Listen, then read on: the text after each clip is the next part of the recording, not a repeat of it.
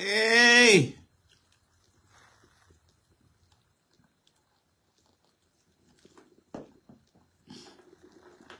My other phone died, and so I do not have my music, Fight My Battles, Lord, tonight.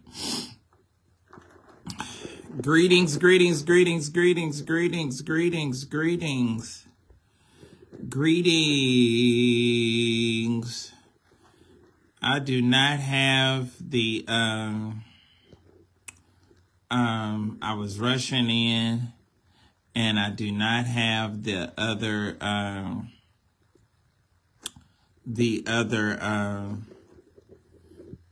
phone. Greetings, greetings, greetings, greetings, greetings, greetings, greetings. You all come on in. It is time for Sunday Night Live with none other than yours truly, Sir William. Let me see if I can get a charge. Greetings. I know everybody loves my song. I love it too. And I hate that I'm trying to get my stand together. Y'all come on in the room. Oh, that's... Woo!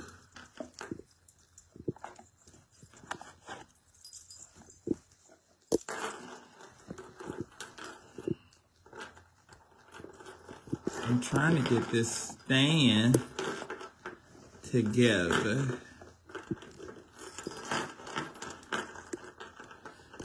Oh, let me,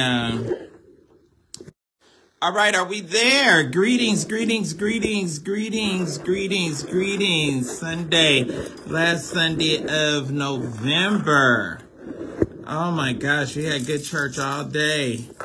And I left the night situation so that I can be faithful to this. I said, I got to be, let me see here. Did I get my hat together? Jumping in and out the car. Let's see here. Am I right? Hey! Hey! Greetings! Come on, come on, come on. Come on in. Let them know that I am on and live.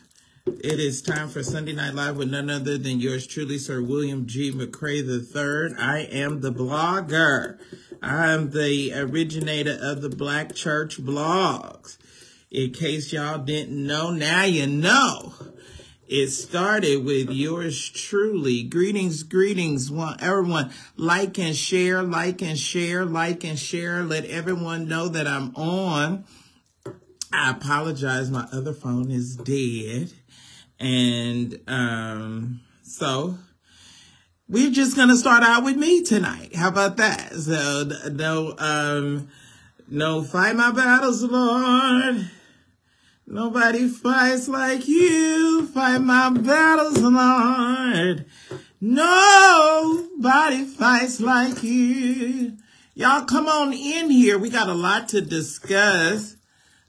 This is the last Sunday. How was everyone's Thanksgiving? How was everyone's Thanksgiving? I want to talk about my Thanksgiving a little bit. And want to talk about, you know, the whole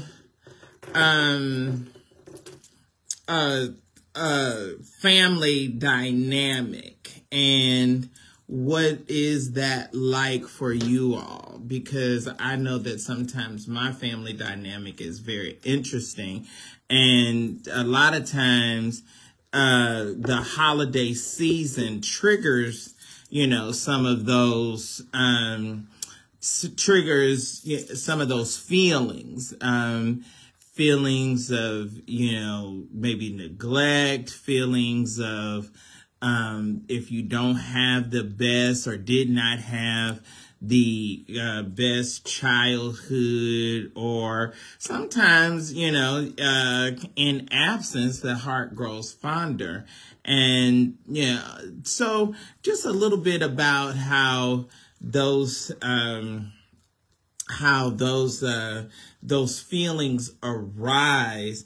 And also I want to discuss, I've gotten a lot of calls. I've gotten a lot of calls and emails and, well, not emails so much, but what do you call it? Inbox.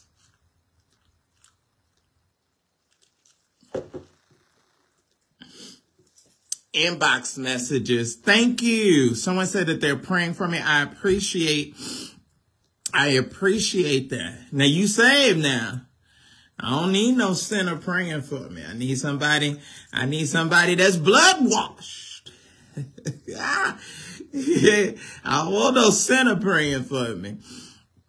I need somebody saved and sanctified and got some power and the Holy Ghost praying for me. I don't want just no any. Y'all, let me tell you all before we get started. So the funniest thing happened. Are you all coming on? Are you all coming in here? Now, let me say this. As you come in, say hey, say greetings and where you're from so that I can properly give you a shout out.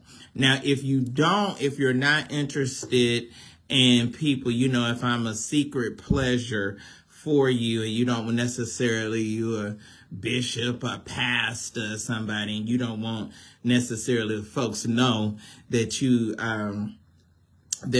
are an active participant or viewer, then you can slip in incognito. So Sean Morgan, Charlotte, North Carolina, greetings to you. I know. Is it Feasway? Feasway, I just always love to have a good time. Kim, is from Louisiana.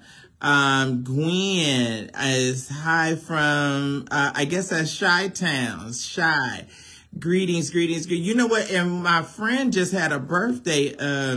The widow of Preaching Machine, Willie James Campbell.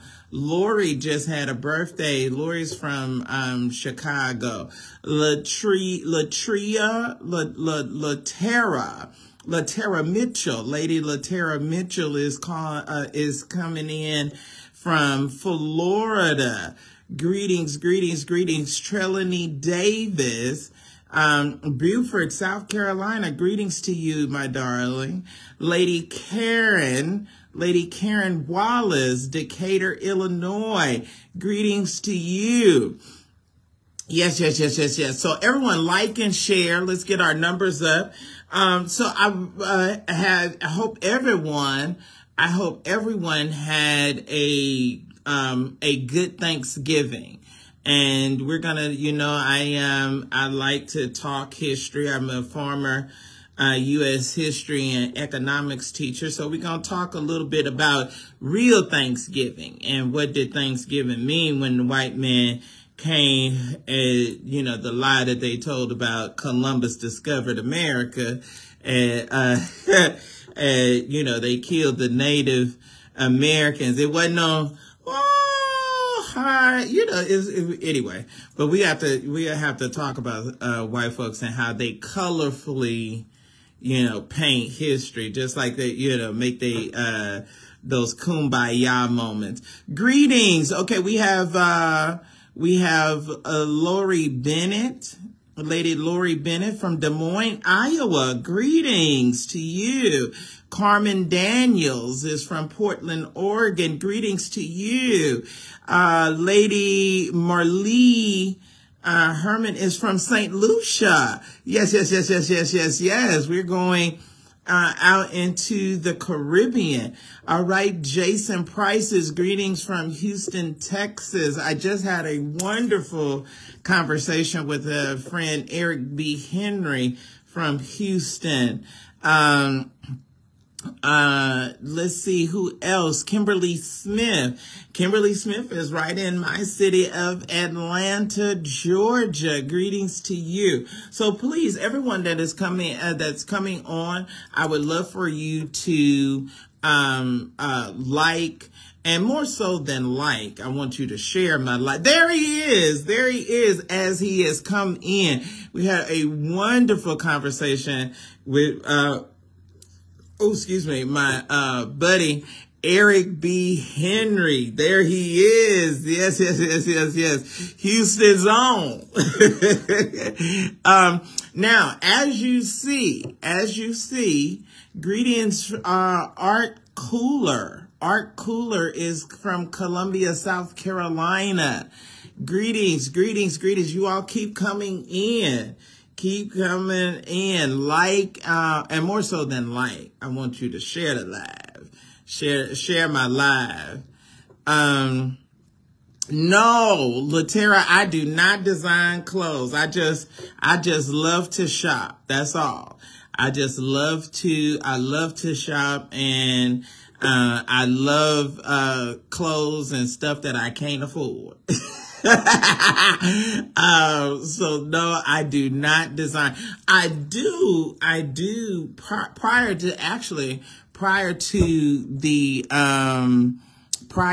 the pandemic, I was working and I was going to open up a men's boutique because I get complimented a lot on my dressing, and I've done some styling. Greetings, Carl James.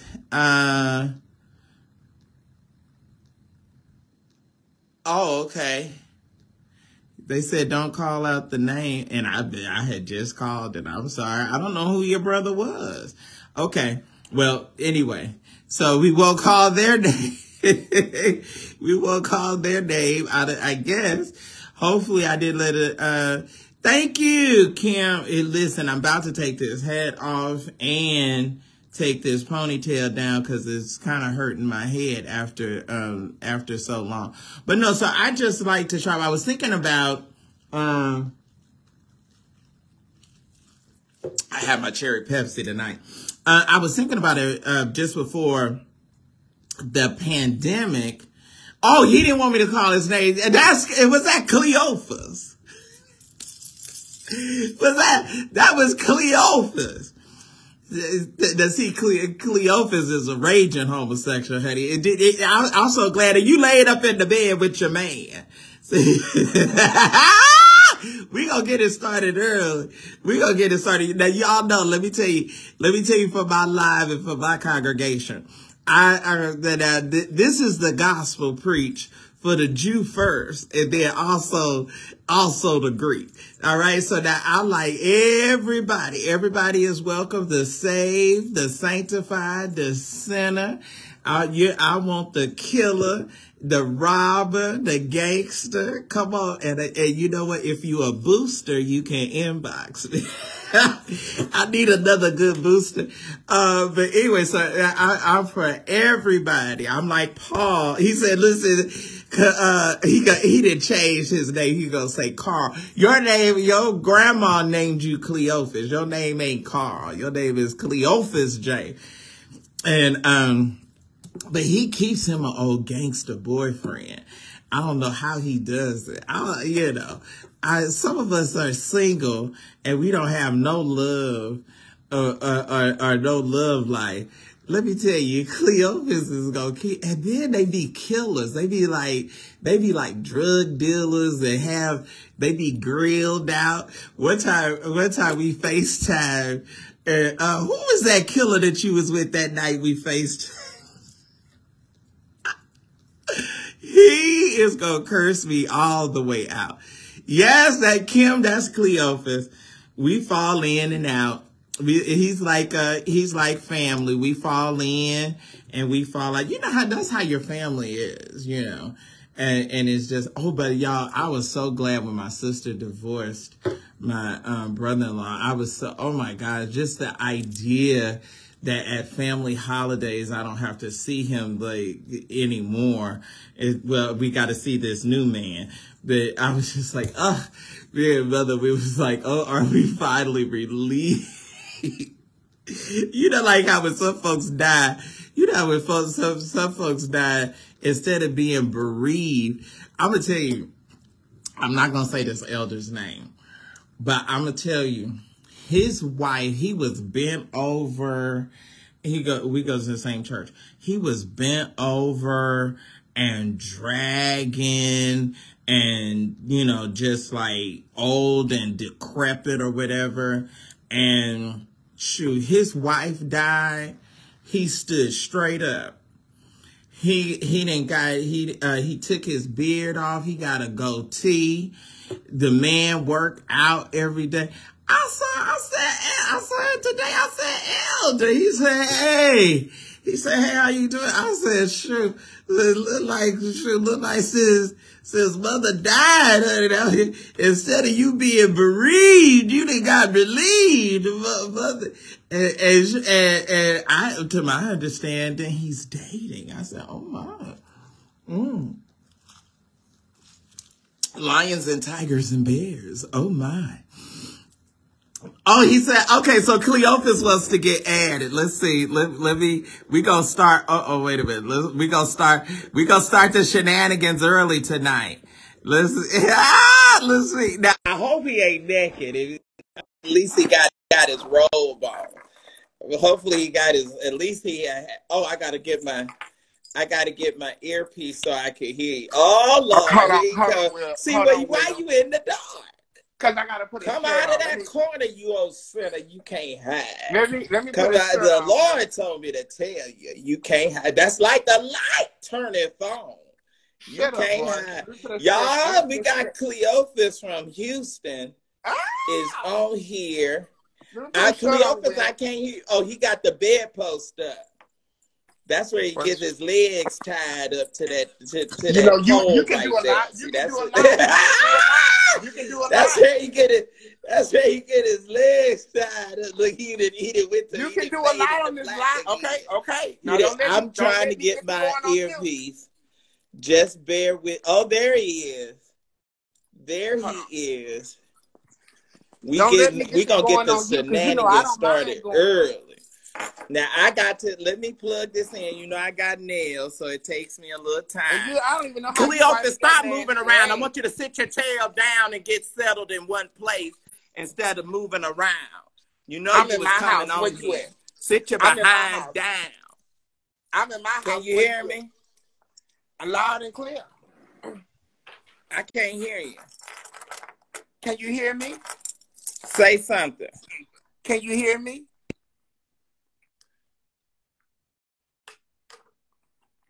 Can you hear me? You muted your phone. Unmute your phone. Okay, there we go. Can you hear me? Yes. What's going on? Nothing much. How have you been? I have been well. How are you? Good. Now you know most times I don't have guests until the latter part of the. I don't wear no hats. That's not my thing. I'm not wearing no. Who said that? Something about you wearing a hat? The lady said. Kim asked why I don't wear that. Kim. No, he don't wear hats. He just wear fitted clothes that he have to put 2 or 3 girdles on to get into.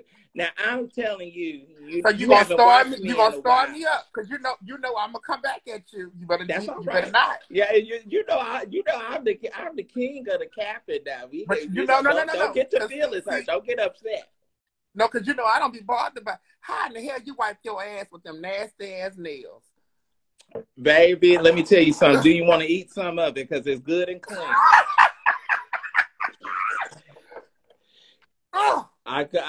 You come on here. We go from north to south. From north to south. How do you do? Why they got to be so long? Because I want them to be long. Why your glasses got to be so thick so you can see? What they about as thick as that unbuilt body? Now that's it. So I can go from north to Okay, I'm south. sorry, I'm sorry, I'm sorry, I'm You sorry. can you I'm can sorry, lick on and eat anything on my body. It's good and clean. Yeah, I stay very clean. I'm very clean, and my house is clean. Let's see Don't the house. huh? Let me see the house. Yeah. Oh Lord, you have seen this. So No, how are you? I'm What you got to say real quick? What's going on in nothing. Houston? Are you going to Mother Patterson's funeral? We change the Oh subject. yes, yes, yes, yes. You gonna have on your habit? No, I'm gonna put my eldest collar on. Yeah, Now, isn't it something I though? don't think. You're I not, think but it's you're gonna not. be a Are good you not Church of turnout. God? Are you? Yeah, you were Church of God in Christ. I still am. You still, yeah, you over at Williams. You was with Brian, and then you left. So guess what? Somebody gonna send me on No, Twitter. no, no, no, no, no, no, no, no, no, no, no. I don't carry out like that. If it's not, do that when I get off of here. I don't do that. Do what? Whatever you about to say. If it ain't positive, I don't want to hear it. If it's negative, I don't carry no Okay, junk out well, like you're gonna have a good night. that. Okay. Moving right along. Ain't nobody gonna dictate to me how to run my show. I'm gonna say what I want to say, how I want to say it, about who I want to say it. He knew whose live he wanted to join. So now don't come on. This ain't for the weak at heart. Come on here. This is for the, but I wasn't getting ready to say anything bad. All I was gonna say, the boy used to go to Brian Nelson's church, and some troll. So this troll that she came I guess it's a woman, but anyway, so she came on Twitter, and she said what did she say? She said something about I heard that you went to hear Brian Nelson. So I said, yeah, I went to hear him. First of all, I don't owe you or nobody no explanation. And then she said, well, you talked about him. Listen, it's a lot of people. I am a blogger and a journalist. So what does my having talked or discussed him or anybody else for that matter do to stop me from going and participating? First of all, he was speaking at what is it? The Revival Fire. And to be honest with you, I wasn't even paying attention to who was speaking, but I'm there at the services, so I participate.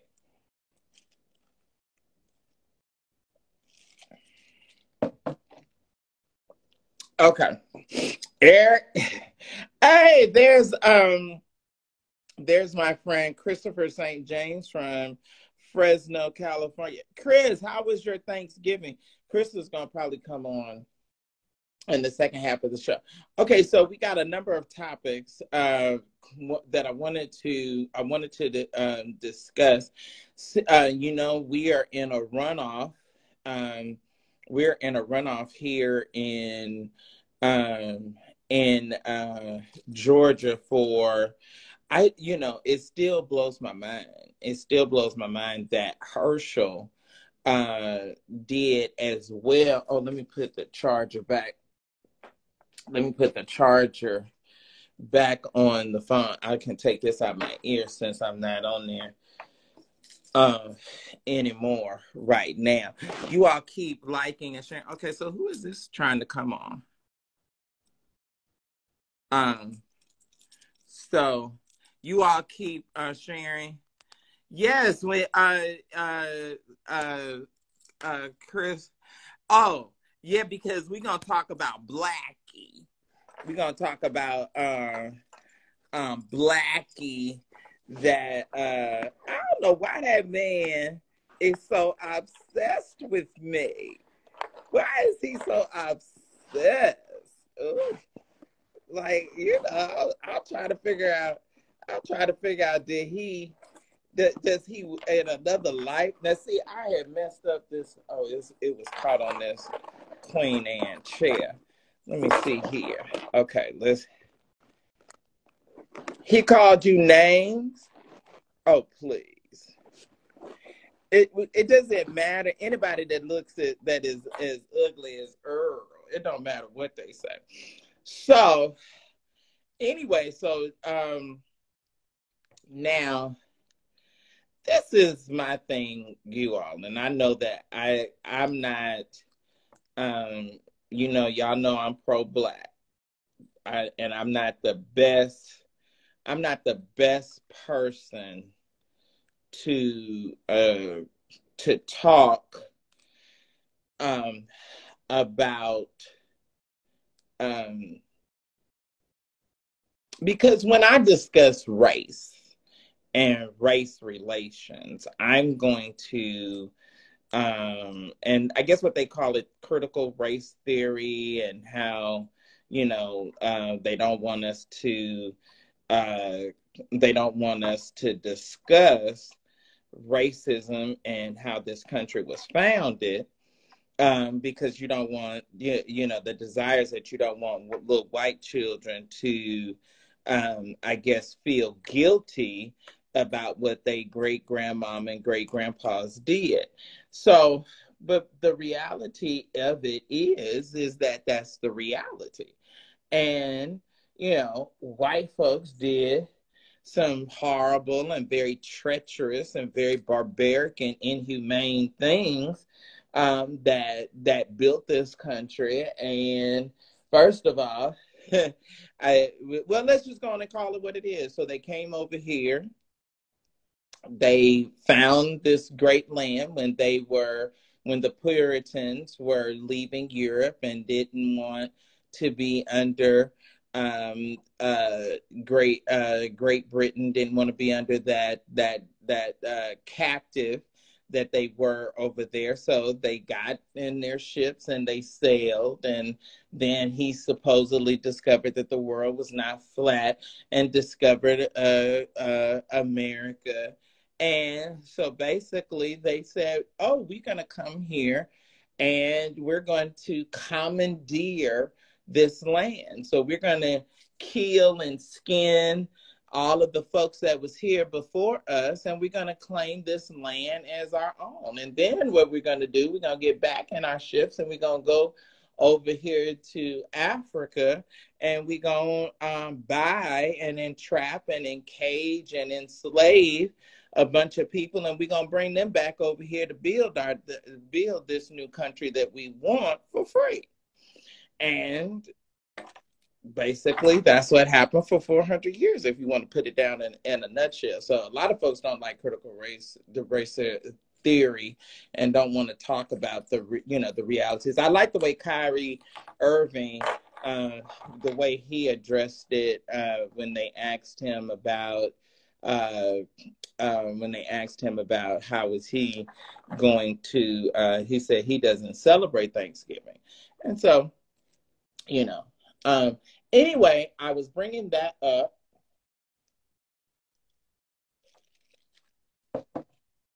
because I wanted to address that Donald Trump has finally come out and said that Kanye was or is a very troubled young man. I'm going to say this. Y'all not going to like it, but I'm going to say it anyway.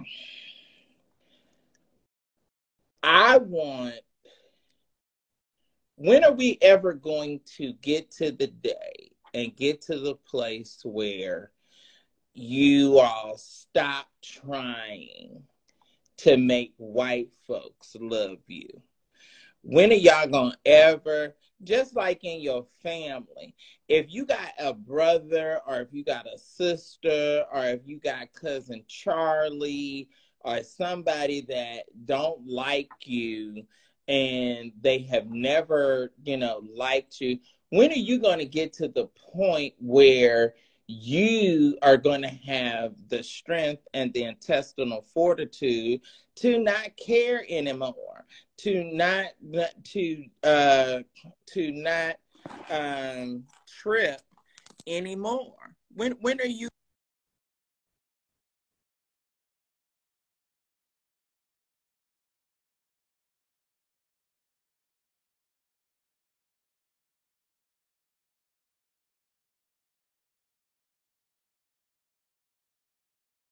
to the point where you get to the place that I'm not trying to be accepted and find value or by somebody that doesn't necessarily like me. When are you going to get to the place? Why? And I don't know why Black folks feel, and some feel that you all want white folks to, oh, you want them to love you. Oh, you want them to accept you. You want them. They are never. It's not. I don't care how many white women lay down and push out Black. See, I want them to tell the truth. See, I really want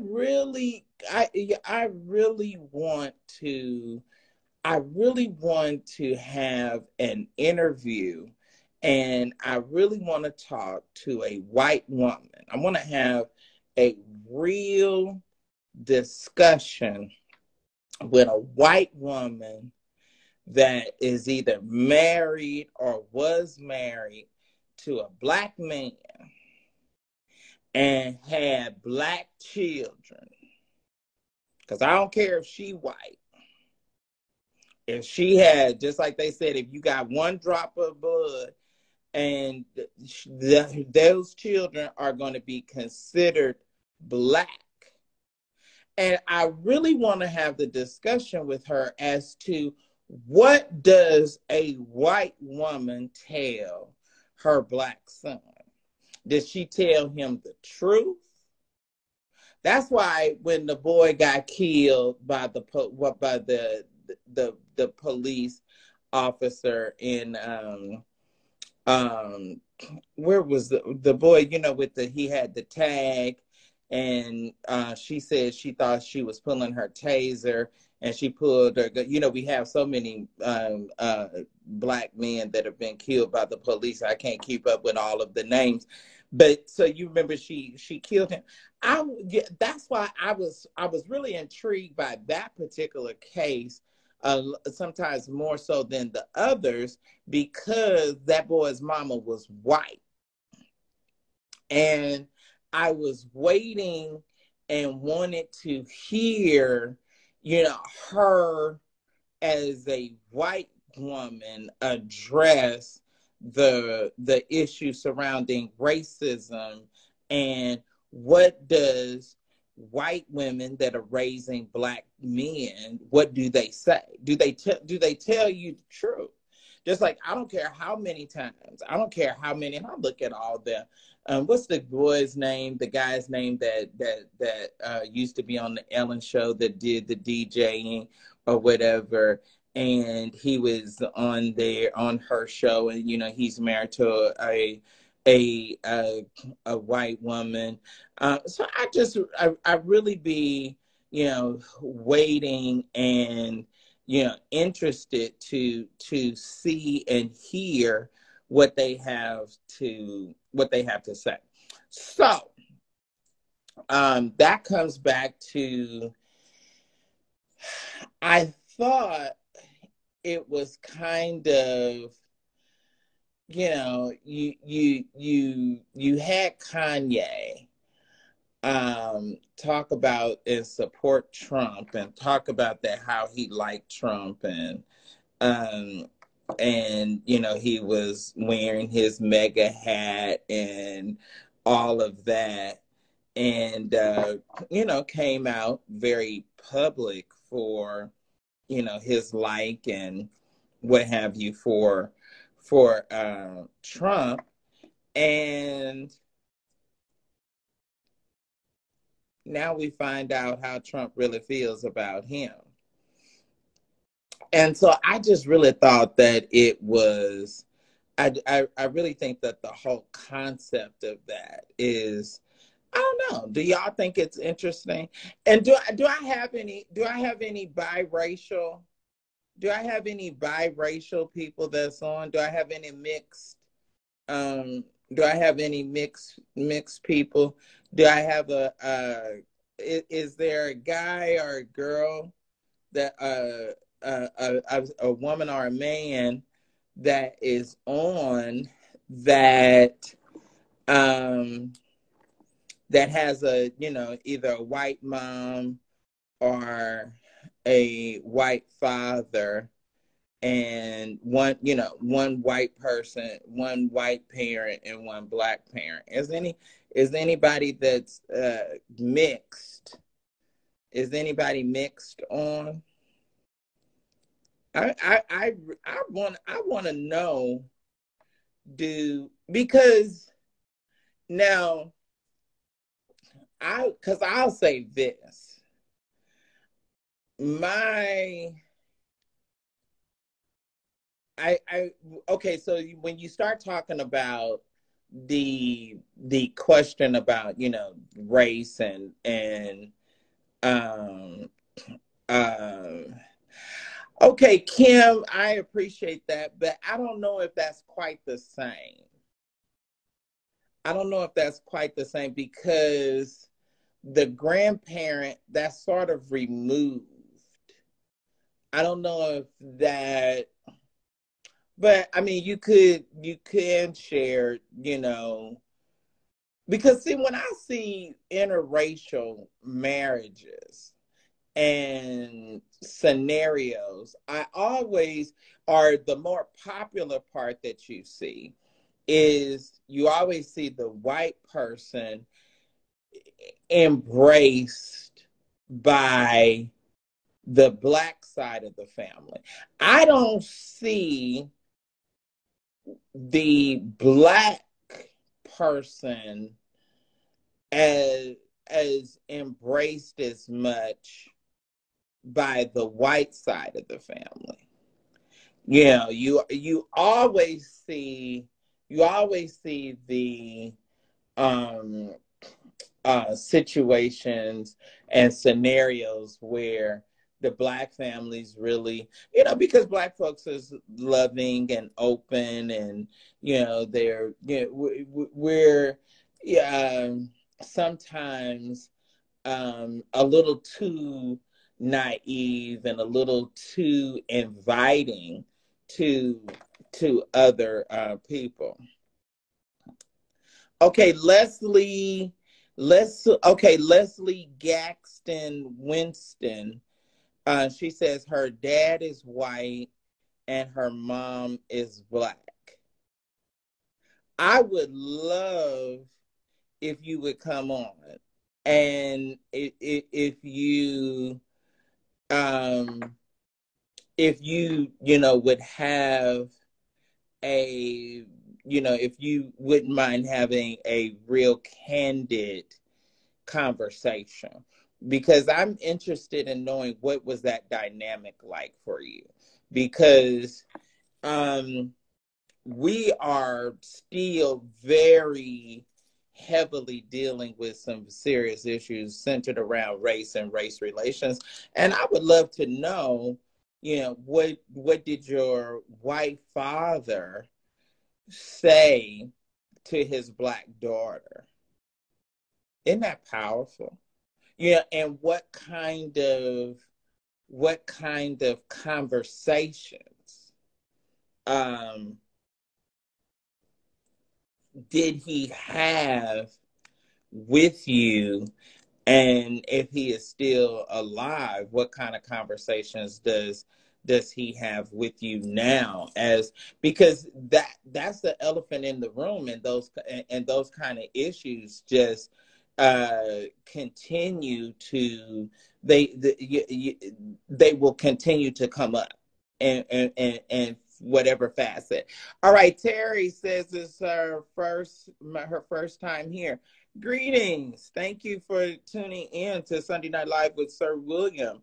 Glad to have you. Where are you tuning in from? Where are you from?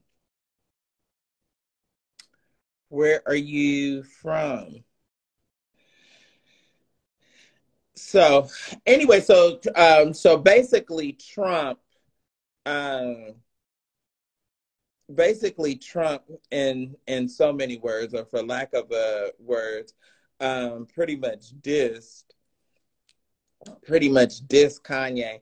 All right, hey, Wagner, Char, oh, I always mispronounce his name. Sharad Ragnar is on. Greetings, my brother. How are you? So I thought that was interesting. Okay, so, well, what do y'all think? Terrell Owens then had a fight out in front of the drugstore. And I just thought, uh, okay, so Alex Jones says, I think mixed people, black and white experiences will vary based upon what decade they were born. Oh, that's a very interesting, that's a very, very interesting outlook. I hadn't necessarily thought about the time frame and the dynamic of the world when they were born. That's powerful. That's good. So now that adds another element to the discussion, because the discussion can be what generation the mixed child was born into. Because yeah, I can see that someone that was born that from a mixed family that were born in the 60s, their reality is going to be very different from, say, someone in the 80s to someone now. So that's very good. Okay, so Alex, so Leslie says we are very accepting of all races. A whole family is not racist at all. Now, this is what I don't want you to do. What I don't want you to do, my sister, is internalize what I am saying to, or what the question that I'm asking. Sometimes for us, and we do this as Black people, sometimes we internalize and we make something personal for your particular situation. Okay, so everyone always wants to be the exception to the rule. I'm not talking about or looking for an exception. What I'm talking about, because your father is a white man and he married your mom who is a black woman, and you were conceived, I can presume that he's not racist. But my point and my question is that other white men are not going to be as inviting of other races as he was. So my question is not what did his interaction with you and your family. My point is, what kind of things did a white father tell his black daughter to prepare her for the reality of the real world? Everybody can have a kumbaya moment in their own space and in their own personal home. We are dealing with right now, let's hit it head on. Jerry Jones needs to be forced to sell. I don't care how old the picture is. You are standing out there blocking the Little Rock Nine from entering a school, from integrating a school. And if you go back and you watch the videos and the footage, and we're not talking about, we're talking about folks in our grandparents, our parents and grandparents' age. We ain't talking about something way back. That's why I get up in arms when You talk about Jews and the Holocaust, and you say something about say something about Jews. The Holocaust didn't happen in America. Let's talk about America's Holocaust.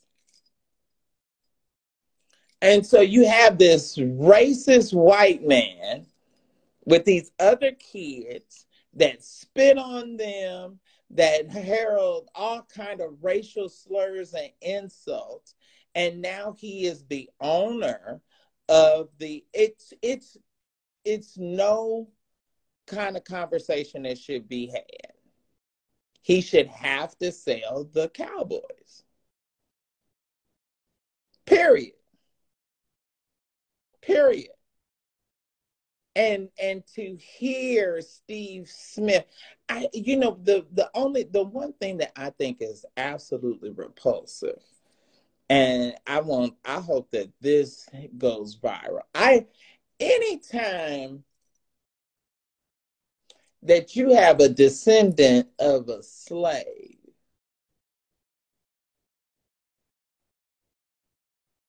attempt to, in any form, defend his oppressor is repulsive. Anytime, and to see, I don't know if Steve felt like he needed to do that to keep his great paying job, but to hear him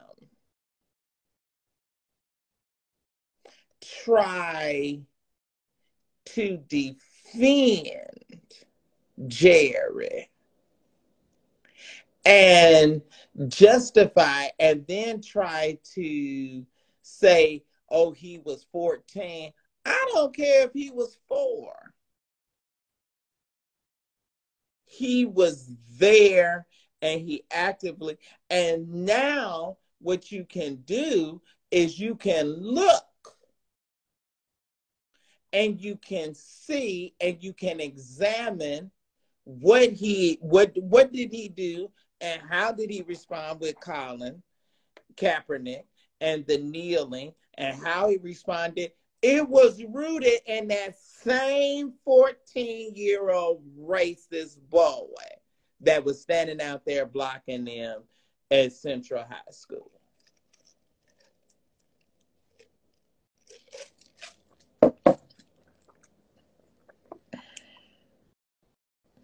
And so, and I don't care.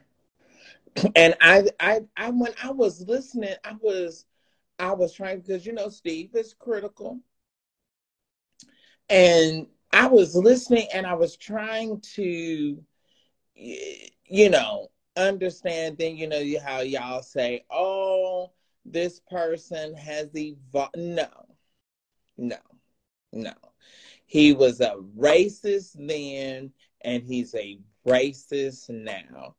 And he needs to, Roger Goodell, and I don't care how many Jay-Z's, you got to sell the team. Period. .com. It ain't no question. It's non-negotiable. It's non-negotiable. It's not any, and we need to demand that he sells the team. Period.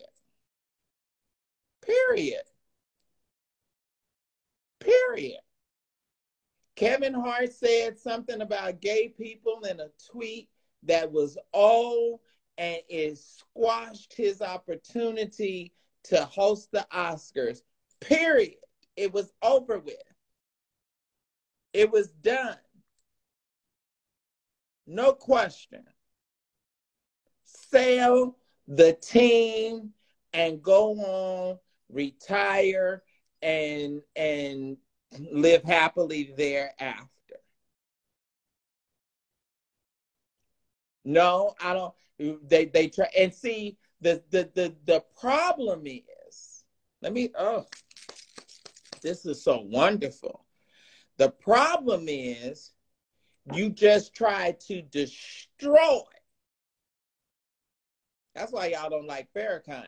You just tried to destroy Kyrie Irving, who I'm not a particular fan of because he don't like black women. And he said when he had the championship party over in Europe, and he told them don't invite no black girls. He didn't want no black girls on that yacht that he had. So I am in no kind of way. But what I want to sit both of them side by side, they tried to destroy him. Oh, you got, well, see, because what, Adam Silver's a Jew. So then it was big and it was up and on. But now when it's always somebody with black, then it's an excuse. Oh, we don't have, because we do not they do not value us and count us on the same equivalent as other races. So you can kill us, you can disparage our character, you can say negative things about us, you can make excuses. Oh, I was 14. Okay. You was 14. You was old enough to know right from wrong. You was old enough to know that lying is wrong. You was old enough to know that you don't steal. You was old enough to know that that murder and killing is wrong. So you are old enough. You were old enough. So sell the team. Sell the team. All right, so anyway, let's move right along. So Terrell gets into y'all. Wait a minute. Let me see what we got here. Uh-oh.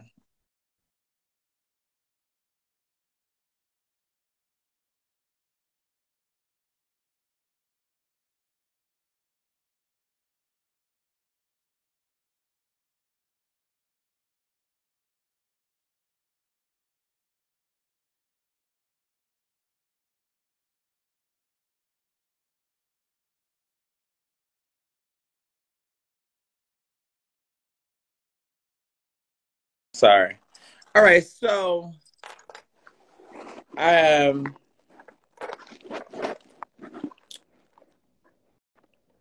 okay, so wait. So Terrell, I was just like taken back. Anyone knows all of the details, but I'm gonna say this. I really, and I've said this before to you all. I really, what do y'all think that the government was doing with COVID? Because the result of that almost 2-year lockdown, I mean, crime, violence, and then I mean, it just seems like everything is exacerbated. It seems like now that we trying to go back to normal, it's like everybody is angry. I mean, we're having mass shootings every week. Crime, violence, everything is just like is on steroids. We had racism before. Now we got racism on steroids. We had crime and violence before. Now we have crime and violence on steroids.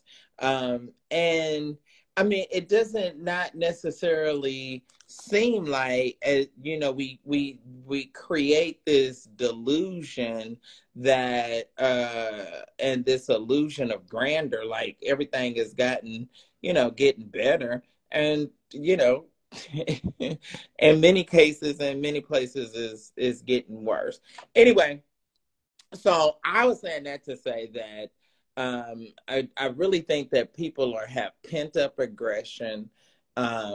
People are angry, and the lockdown has had a deleterious effect on society, and has really in a lot of ways kind of, broke down our socialized, our being civilized and well socialized individuals. It's really in many ways destroys society.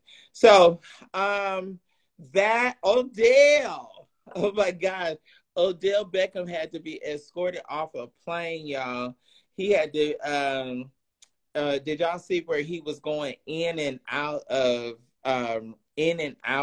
consciousness?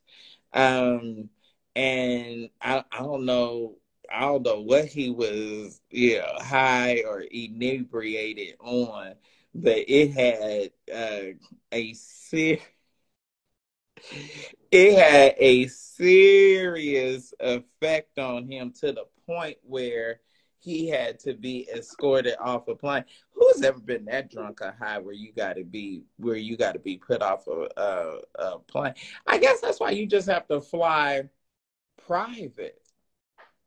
Because if you fly in private, they don't necessarily have to regulate your drinking, right?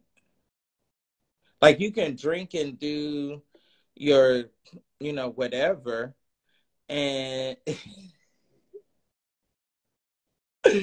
somebody's laughing. I gotta laugh too, because I'm just trying to figure out, like, what now okay, so I'm gonna say this. I've only had one time, but I pointed and I put my finger on the flight attendant's nose. I got put off. I probably shouldn't even tell y'all.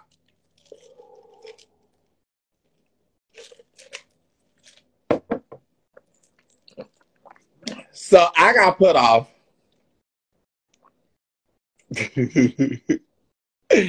Well, I can't necessarily feel bad, because a lot of entertainers have been put off planes, but I got put off of, and this was the only time that I was, well,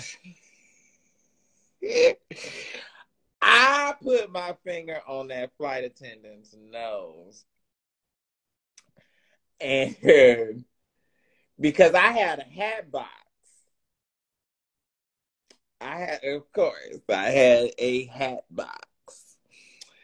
And they wanted you to pay extra because I was on this cheap airline. And they wanted you to pay extra. And I had already paid. And it was the layover. And so on the previous leg, my hat box fit in the overhead. So this chick felt like the hat box wasn't going to fit. And then they were trying to say that, okay, so like, so if I paid for the first leg, then they were saying that I had to pay for the second leg. So y'all already know what airline y'all already know probably what airline it was. Baby, let me tell you, when I went off, first of all, I was telling her, I said, the hat box will fit in the overhead. And I had already paid the $60 additional dollars for the hat box. Period. So don't keep on saying. So when she said, so I told her, I pointed and I put my finger on the tip of her nose, and I told her, I said, I told you. I don't know. So I was sitting down, and child, let me tell you, the folks, the pilot came and said, sir, we're going to have to ask you to step off of the aircraft. And I said, what? And so they asked me to come up. They said that the flight attendant did not felt that I was aggressive and did not feel comfortable with me. Child, do you know that they put me off of that plane, and it was a mess because I was flying Spirit. I was in Vegas, and then this is the messy part. So the messy part was it wasn't another flight coming to Atlanta. So it was the amount of time that I had to sit in the I would have had to sit and wait. Anyway, long story short, I wound up getting a Delta flight. Was it Delta? I wound up getting a Delta flight and coming home on a Delta on a Delta flight. But because my bags was checked, it was a mess trying to. So if y'all ever, let me tell you something. If you ever get put off of a flight, and if you take like another airline, because I told them, and so anyway, they sent me all of these vouchers, and they refunded Spirit, because I said something on Twitter about it, and Spirit immediately they got my card number, and they immediately refunded what I told them that I spent on the Delta flight, and was all apologetic or whatever. But it was a mess with trying to get my bags. So because now I didn't know this, but you're not supposed to fly. Like you're not supposed to, you're supposed to be on the plane with your bags. Like it's some kind of rule or some kind of thing where you're not necessarily supposed to send bags and you're not on that aircraft. Yeah. So anyway, that was a total. Oh, thank you, Leslie. That was a total, just a total mess, and then because what happened. Now this is the part that happened. It wasn't a flight that was coming back to Atlanta within time, so it gave the flight attendant time enough to send whatever her report was. So then once she sent that report, then, and you know how what people do, so they're gonna embellish. You know what I'm saying? Just like if anything, that's why I just love the way we have cameras now, because if anything goes down, you can't, long as it's recorded, you can't say, oh, this is what really happened. Greetings. Christy Kendall says, yes, that's true. Yeah, you're not supposed to, your bag, you are supposed to be on that aircraft that your bag is on. And the only time that you fly without your bag is if it was some kind of hiccup but no, you can't just like send, no bag at the airport and you're not on that plane. Period. Nope. They don't want you they don't want you to do that. All right, y'all. Let's continue on. So wanted to talk about that. Wanted to talk about Odell. Also wanted to, so what do y'all think about I Am Still? I Am Still. Let's get messy now. Let's get a little messy. And especially y'all know I'm the the originator of the Black Church blog. So let's talk about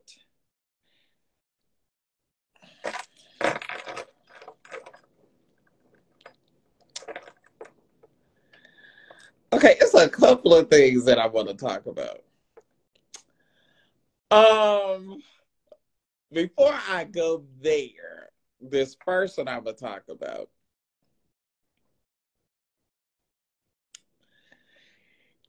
Ooh, I'm going to get in trouble.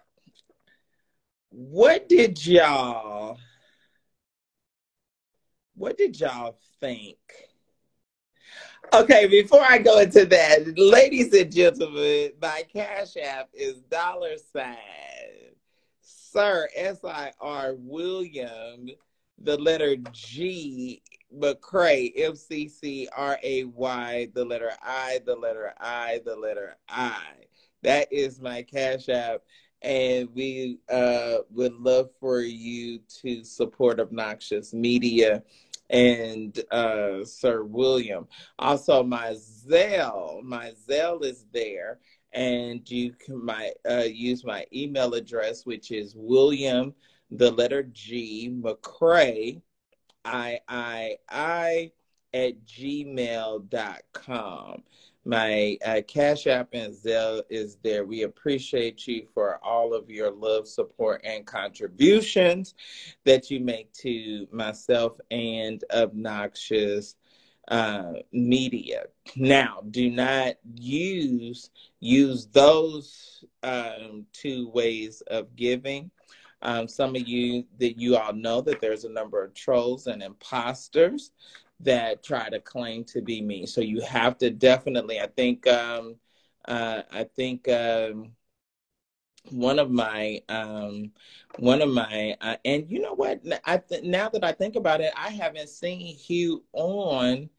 I think he got a little irritated or upset because I think he sent something and then he, he replaced that, but I don't know if he ever got those other funds back. And I have to reach out to him because I don't think I've seen him on in a minute. So anyway, you all make sure that you use those two, because you have some, I don't know why so many people like I like me and I wouldn't want to be nobody else but me. You know what I mean? I'm not like, how do you and why do you I mean, I just wouldn't even, it would never even occur to me to impersonate somebody else's name so that somebody can mistakenly send me, like that is that is, and I'm trying to figure out how is Cash App or Zelle, they're going to, because that's fraud and criminal, because you're willfully, you know what I mean? It's not like it's an accident. You are using somebody else's name and identity to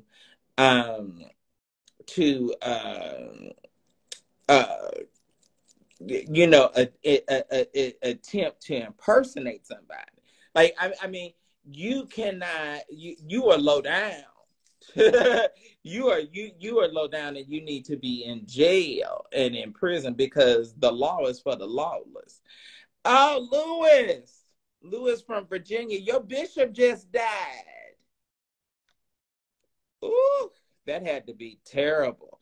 They had to bury that man on Tuesday before Thanksgiving. Oh, Jesus. Tuesday, and then they just had his funeral, but Michael got the jurisdiction. So I want to go into this. Oh, Hugh is here. Greetings. Where you been? You've been quiet lately. So I'm gonna say this.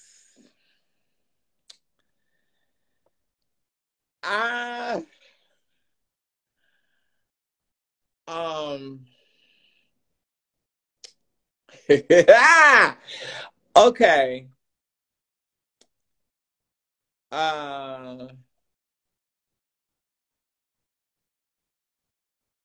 Oh, wow.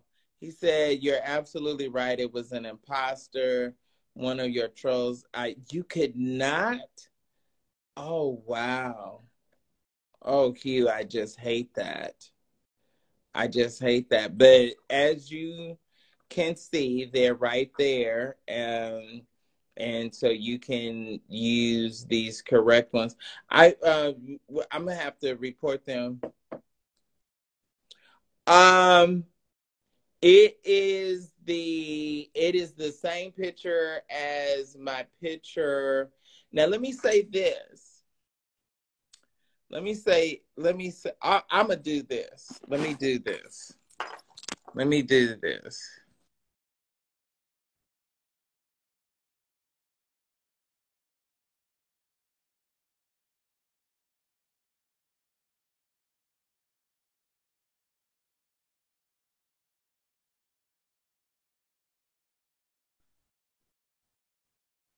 Let me see if that'll work. Okay, did y'all get that? Now that's the direct link to my Cash App. Y'all see that?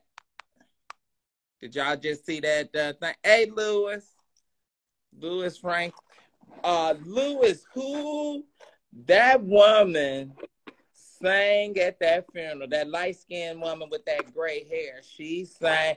Patrick made. I just love Patrick Riddick. That's my buddy. We saw each other at Convocation, and Patrick had his white robe on. He made that state choir sing. He pulled it out of him. Okay, so you see my Cash App. Now that goes directly to me. That does.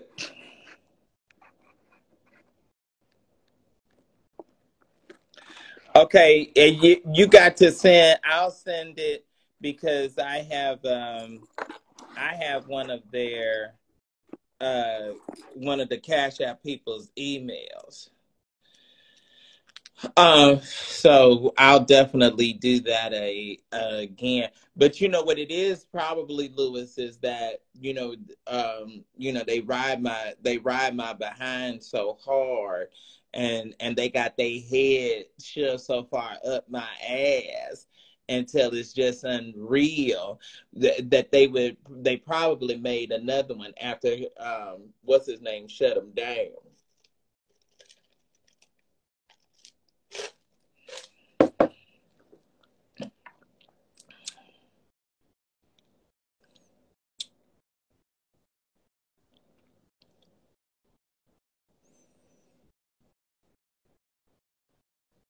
Um, he should have been the I. Listen, listen. Wait a minute. Let me tell you. Because y'all know we say, but we cuss every once in a while. So, but I saw him. I wasn't aim or whatever. But anyway, like, um, and I don't have his number or nothing like that. But when we see each other, it's just always it's like bruh, and nothing but love. So and Patrick has this like little hip hop kind of gangster like swag. It's like he'll come off the plane with a cap turned to the back and all these gold chains and stuff like that. He said, man, we do this church stuff. He said, but I'm a nigga, and we just be cracking up. And so he said, so he told me when I had blogged about that, I thought that he was in the running for um, uh, being the president of our music department, and so he said my phone. He said my phone was blowing up, and so he said and he was telling them, the people were telling him that I had mentioned it, and he said, "Dad, God dang, William." And so if we that's that's one of my greens. He say every time he see me, he's like, "That god dog." But that's my boy. He makes them sing. It was something. Bishop Brandon Porter went live.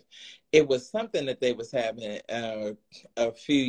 we know that this was a little while back because this was before Bishop Ted Thomas died, but it was a service or something in some of the national church. The national church was at Bishop Thomas's church, and Patrick, he cut up. He directed and made them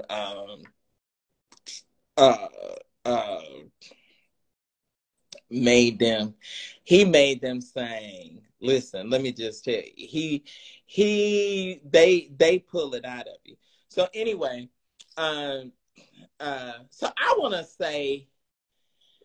to get into this.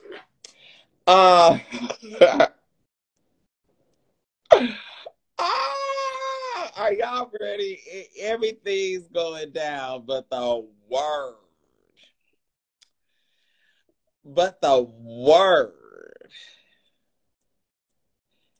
Oh, it was AIM. That was an AIM, sir. That must have been y'all state AIM. But was it a funeral? Because it was a lot of like general board bishops and stuff there. You know, he had on black, and the particular clip that I'm talking about. I wish my other phone wasn't dead. He had on black, and he had his clergy collar. Because I think Patrick has started a church. Isn't he a pastor now? I think he has started a church. But anyway, Patrick was making them sing. I mean, you know, you got to sing for him. Ricky, you got to sing and cough up blood. He said it was I don't know, I can't remember if that was AIM or not. But anyway, so I would so Thanksgiving was Thursday, right? Yeah.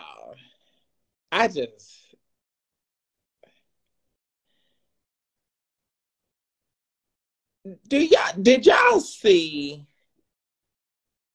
Loretta and Noel Jones's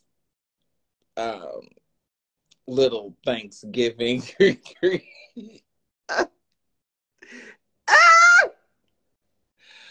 Oh, okay.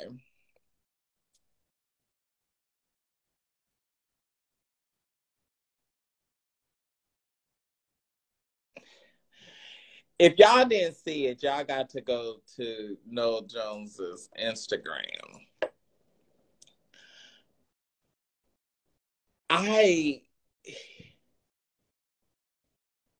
You don't get any kind of like love or interaction between them. Like they don't even know how to fake being a couple. Like they don't even you know how your husband and wife, y'all just naturally embrace, like you can tell. This is definitely with coaching. Like I'm trying to figure out, do half of these women know that they be married to folks that you know that love men? Because I be looking at some of their interaction, and I mean, somebody, I was like, dude, chick, don't you know that dude is a fat? Because they can't even fake it. You know what I mean? They can't even make their body respond to act like they want to be with your ass. You know what I mean? Like they can't. Ow! And so I was looking at them, and I was looking at Loretta. Loretta had her little, looked like she had a little red and black and white, like little plaid St. John top, and, you know, a 26-inch ponytail, you know, swooped over to the side. Now, I will say this. you know, she had a little failed restaurant. He gave her a little restaurant. It was probably about the size of my dining room. Anyway, it didn't make it, but I was like, yeah, I am carving the turkey. This is how they do not touch. They, I mean, it just seemed so fake. And so it was almost like how a publicist like myself would say, okay, you all interact like this or whatever. Or I mean, and then she sat up there grinning and she's putting the raspberries and the berries on top of some kind of cake or whatever that she made. And one thing that I thought was the bad, that you know, that she licked her finger or some of the, and I was like, okay, she licked her finger, she ain't wiped her hands or whatever, you know. Y'all know I can kind of get critical. And she was going right on with making the with, and I'm caught. And so I was just like, y'all can't even like fake a kiss or hold hands or, you know, hug, or at least Bishop J. Sheard and Karen. Like, he started out hugging Karen and then he eventually let her go because they did a Thanksgiving greeting or what have you. And so I was like, at least, you know, at least they have like some kind of, you know, husband and wife interaction. I was like,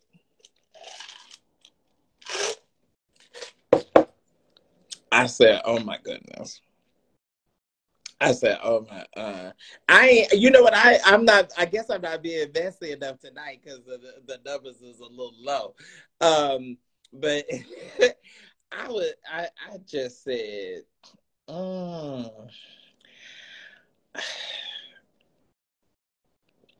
and y'all know, Kevin Adams. So this is the word. The word is that Noel is going to retire, and that Kevin Adams is going to get that church. And you know, he pastors the largest Black Baptist church in Chattanooga.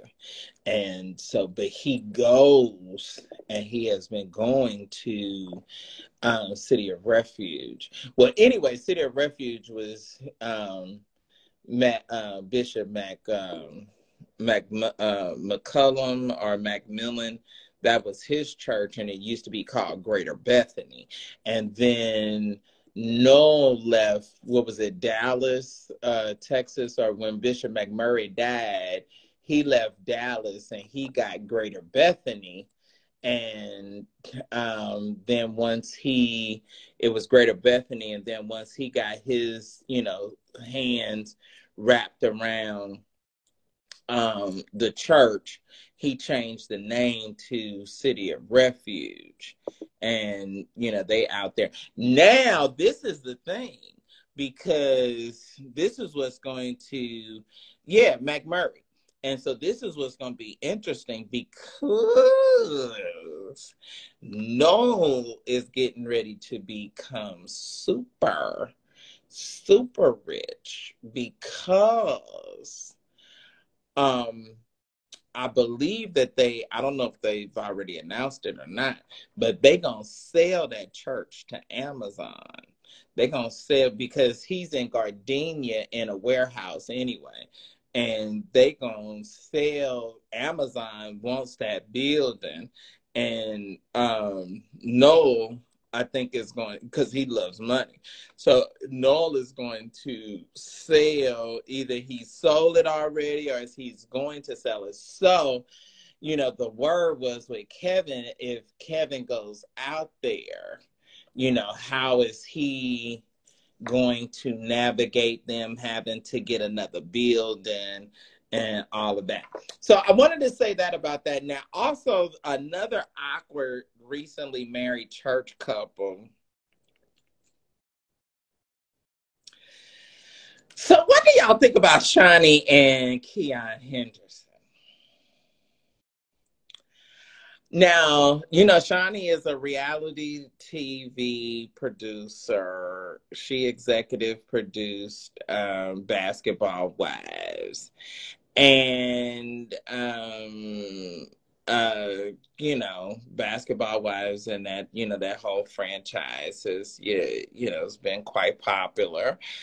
And so his Keon's ex-wife, now to my understanding how they met is because Keon's ex-wife, I can't think of that chick's name, but his ex-wife had a strong women's ministry, and she had a like women empowerment something or other, and she had Shani come, and Shani was one of the speakers.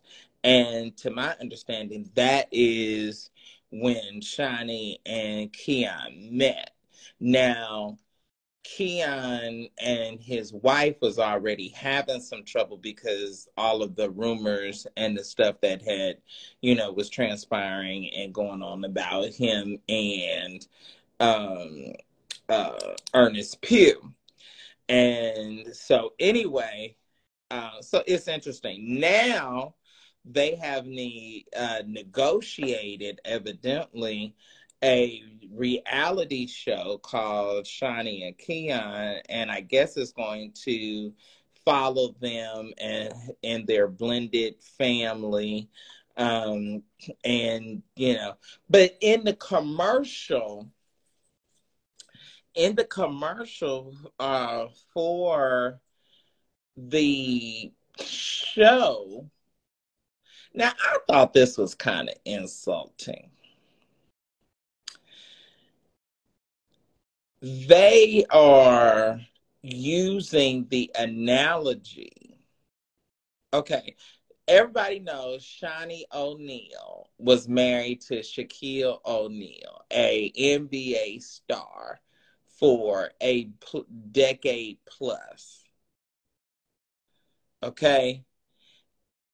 Keon only got a tryout with an NBA team, never got on an NBA team. So I thought it was kind of insulting for them to use a basketball analogy to describe Keon. And in the commercial, now if you go on Keon Henderson's Instagram and you watch the trailer or whatever for the new show, Shani is sitting there singing this man's praises, and she's saying, "Oh, you have been the glue, and you have done this for my 5 kids, and you have done this for me, and you was this missing part that we didn't even know we needed." She is singing this man's praises. Like the Bible say in the year King Uzziah died, Isaiah saw the Lord and he was high and lifted up and his train filled the room. She talking about him like that, and he's sitting there smiling, so uninterested in her. And then he says, "Yeah, I'm the commissioner." Because at first she says, "You're like the coach." And then he says, "No, I'm like the commissioner and you're the coach. And the kids are the players." He ain't said, "Oh, I love you." He hasn't said, "Oh, you're beautiful." He hasn't said, "Oh, you are such an amazing."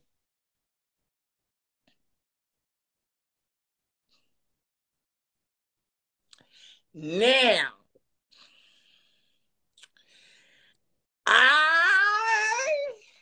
am gonna tell y'all. So, y'all, let me tell you something.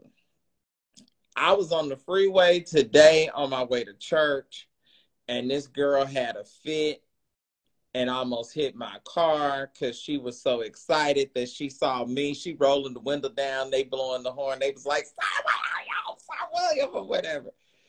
Y'all, when you got some popularity, you got to be careful about where you go. You got to be careful about what you do. So Keon came, and you never know who. Oh, I've been waiting to tell this. Oh, y'all like and share, tell the lie, child. So, anyway, I ain't gonna say all of it right now. I ain't gonna tell y'all. But anyway, y'all know members of the Obnoxious Street Committee is in all places at all times. We miss nothing and we play no games over here. So, Keon came to Atlanta. Keon came to Atlanta to preach at Newburgh for my Morehouse brother, my big brother, Jamal Harrison Bryant.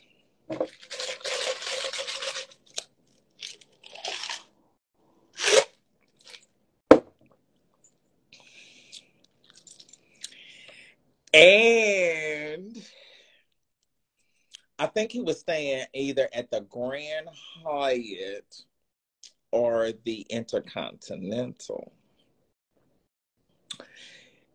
Anyway, yes, Trinity child, girl, how we say on the phone, girl. Yeah, let me tell you. So, they trekked down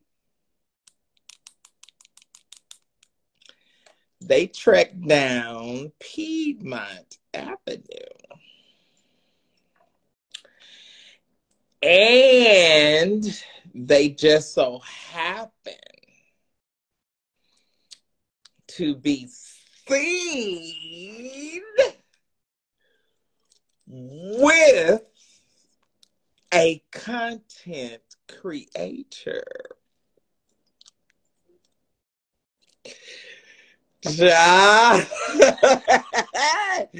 KT, the newlywed and the recently married pastor was seen at this Chevron gas station that sits right in the back of Home Depot on Piedmont. And just so happens that the content creator that was with Dwayne Dawkins just so happened to be seen at the Chevron gas station having a conversation with Keon. Child, let me tell you. And you just do not know. So oh my God. So we don't know. We don't have any particular details other than, and so, and it could have been just like perfectly innocent because whatever the boy's name is, I think they call him Fatback or whatever, Jellyback or whatever his name is. And, Dwayne eventually, he went to Pilgrim. And, he went on and he talked about, and he finally came out. They had they didn't have no real panel. I mean, well, they had a couple of people that had some scandals. But They didn't have no like real scandal on there. So anyway, so we got somebody that's ready to join. Let's see who this is. Let's see. Okay. Oh my God, why did it say I wasn't able to add? Let's see. Oh, you got to send it again, Chris. So anyway, let me get myself together. Somebody that said today, Fat Cat. Child, that's who he was with.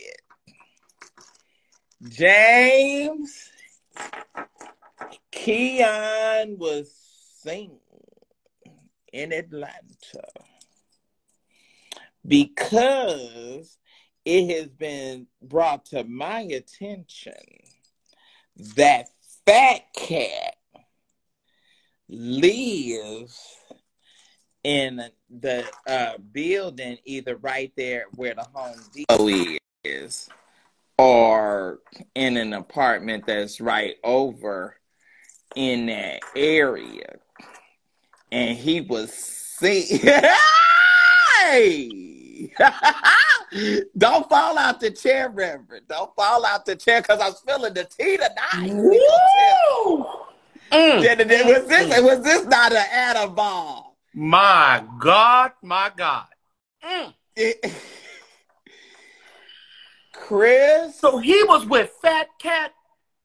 He was with Fat Cat. Ooh! Keon! The Bible say out of the mouth of 2 or 3 witnesses, let every word be established. Established. I think we've established some things today. We didn't establish, so... And and now this is gonna get you. The gas station attendant has been sent several Zales. Oh, to shut up. And they sent me the screenshot. CBI Shande. So I just been sitting back on this, I just been letting it marinate. Wow. But yes, that's interesting. Because that is a popular gas station. That Chevron, and it's a Chevron, and then at this particular Chevron, they got I think crispy, crunchy, or something like that. But I'll be very honest with you. They got some of them really are asking fried. Who Fat Cat is. You want to explain that? Okay, so Fat Cat is a content creator. Okay, so let me tell you what a content creator is. Well, one of the variations of a content creator. Yeah. So,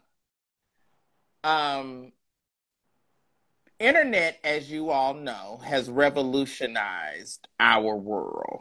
Prior to the internet being popular, we didn't have things like Airbnb. Right. We didn't have things like Uber and Lyft. We didn't have stuff like DoorDash. So the internet has revolutionized the world.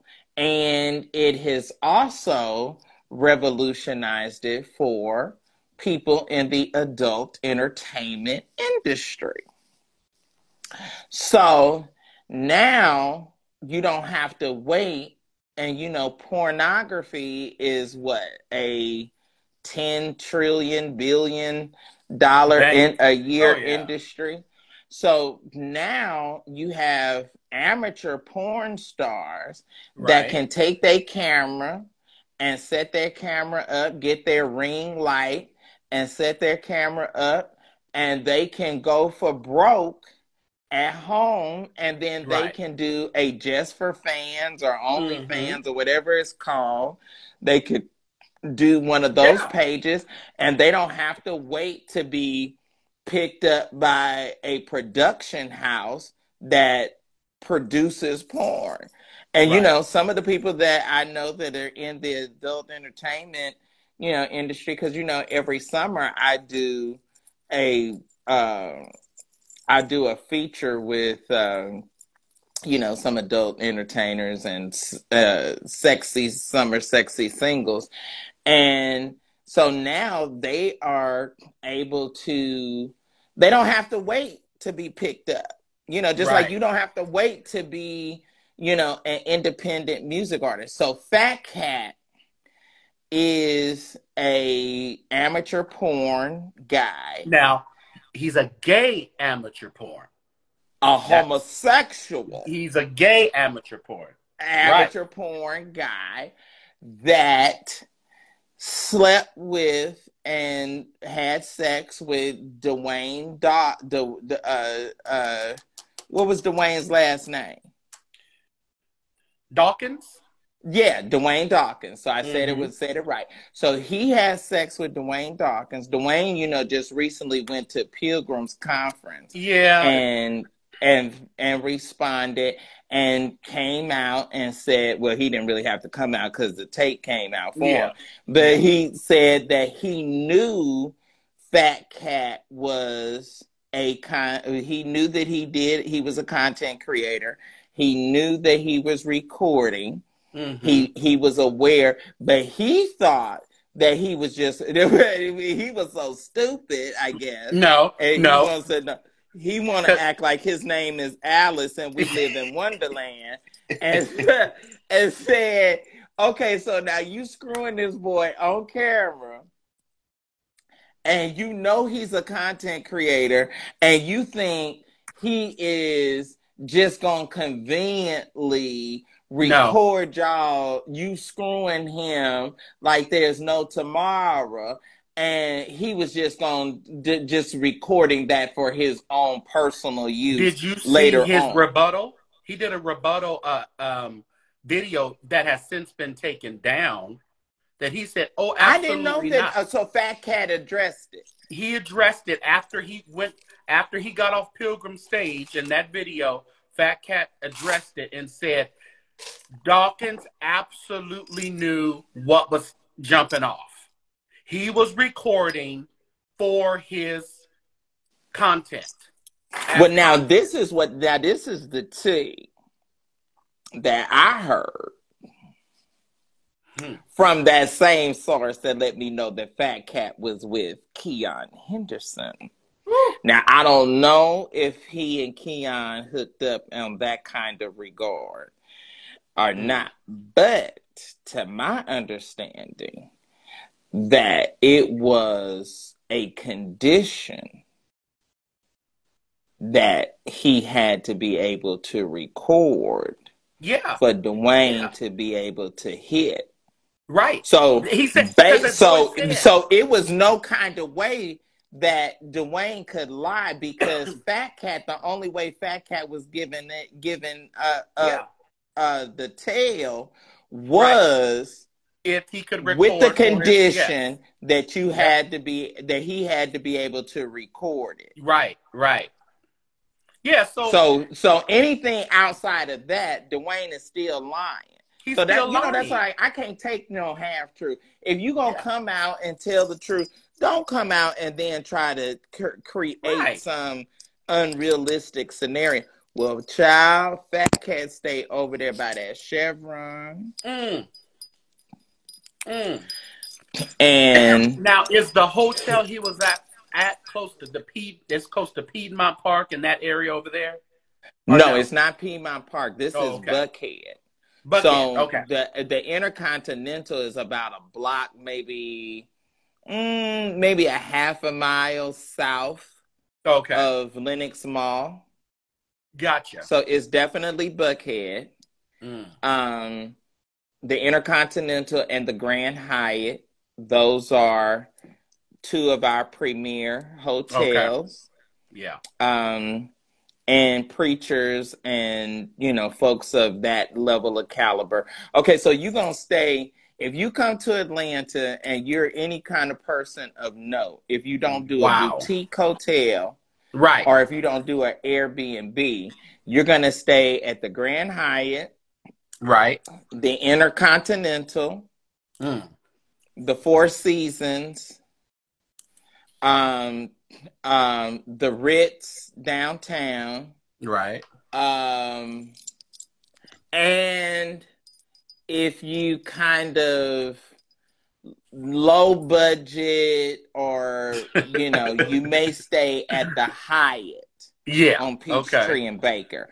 But those, for our celebs, entertainers, those are the 4 hotels. Those are the go-tos: Grand Hyatt, Intercontinental.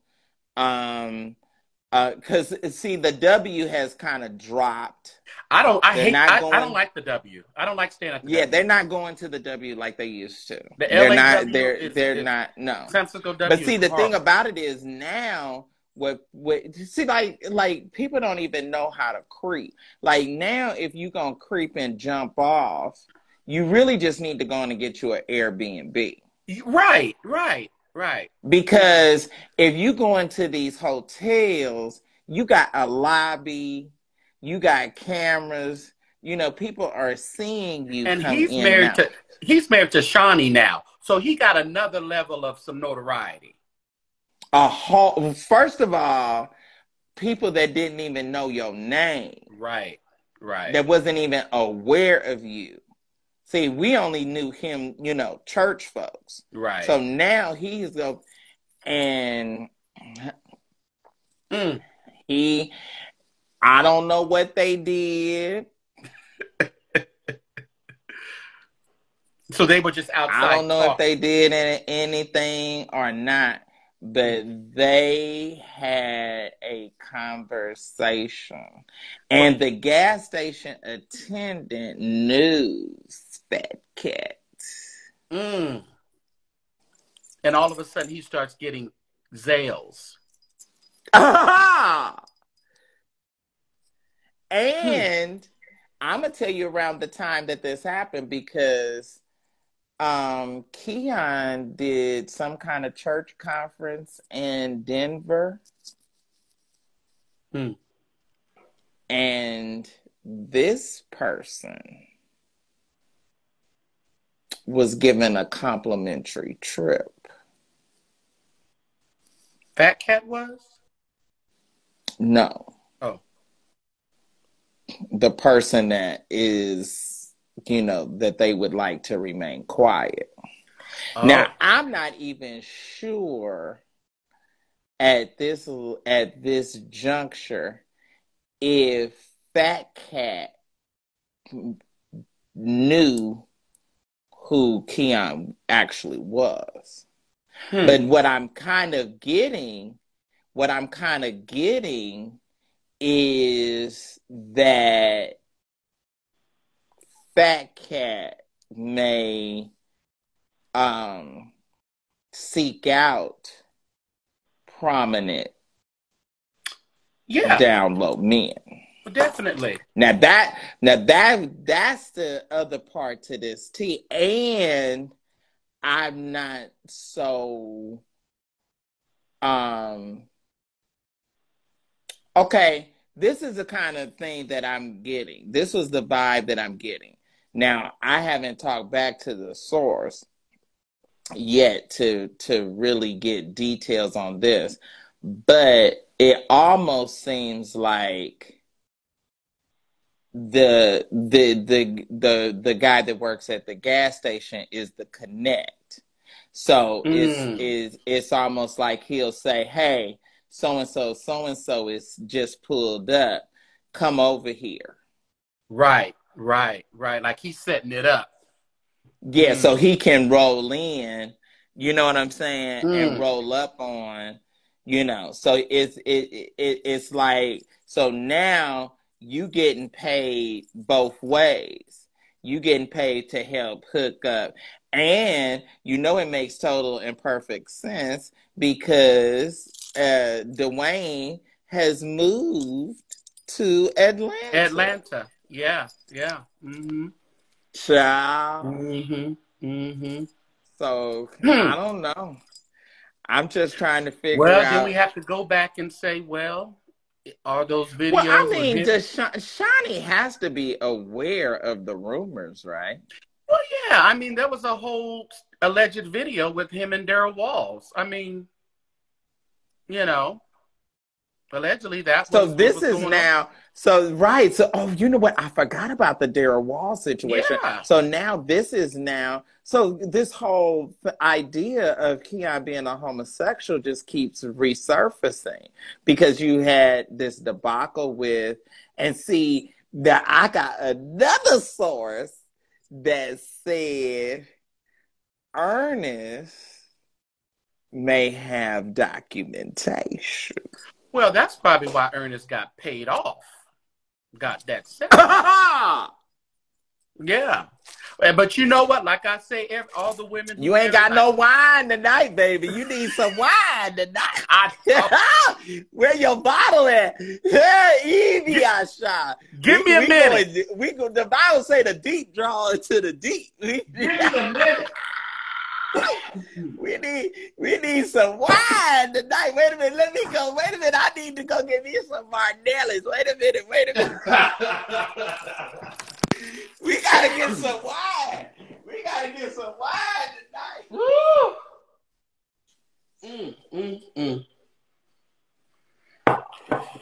Boy. Who else on here?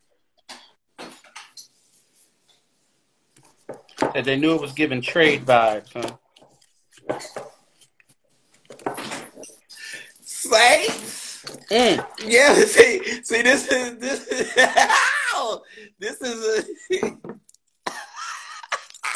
my little cheap champagne. We need some wine tonight. we need some communion. Come on, let's get the drink. Oh my goodness! And then I can just blame it on the bubbly.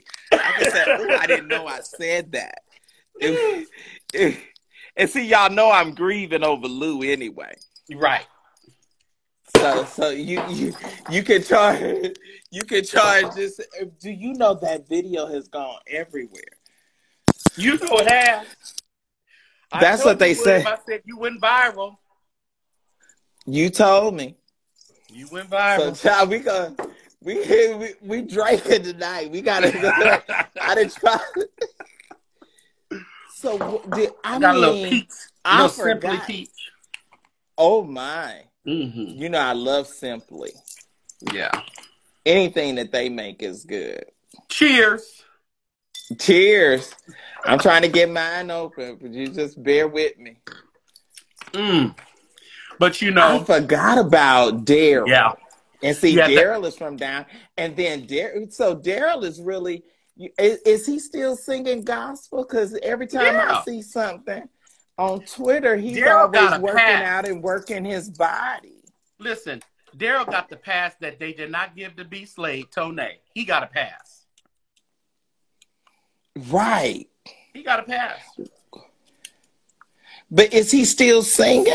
Yeah, he be on Instagram and doing worship services, and he said he says he's a life coach, a certified life coach now. So you may want to give him a call, William, so you can get some. I don't need no life coach. Yeah, so honey, can't nobody coach me but me.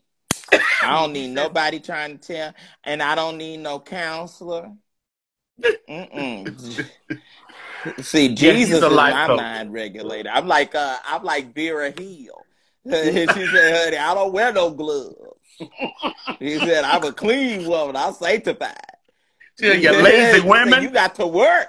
She said, you got to put your hands in it. Oh, I just love her.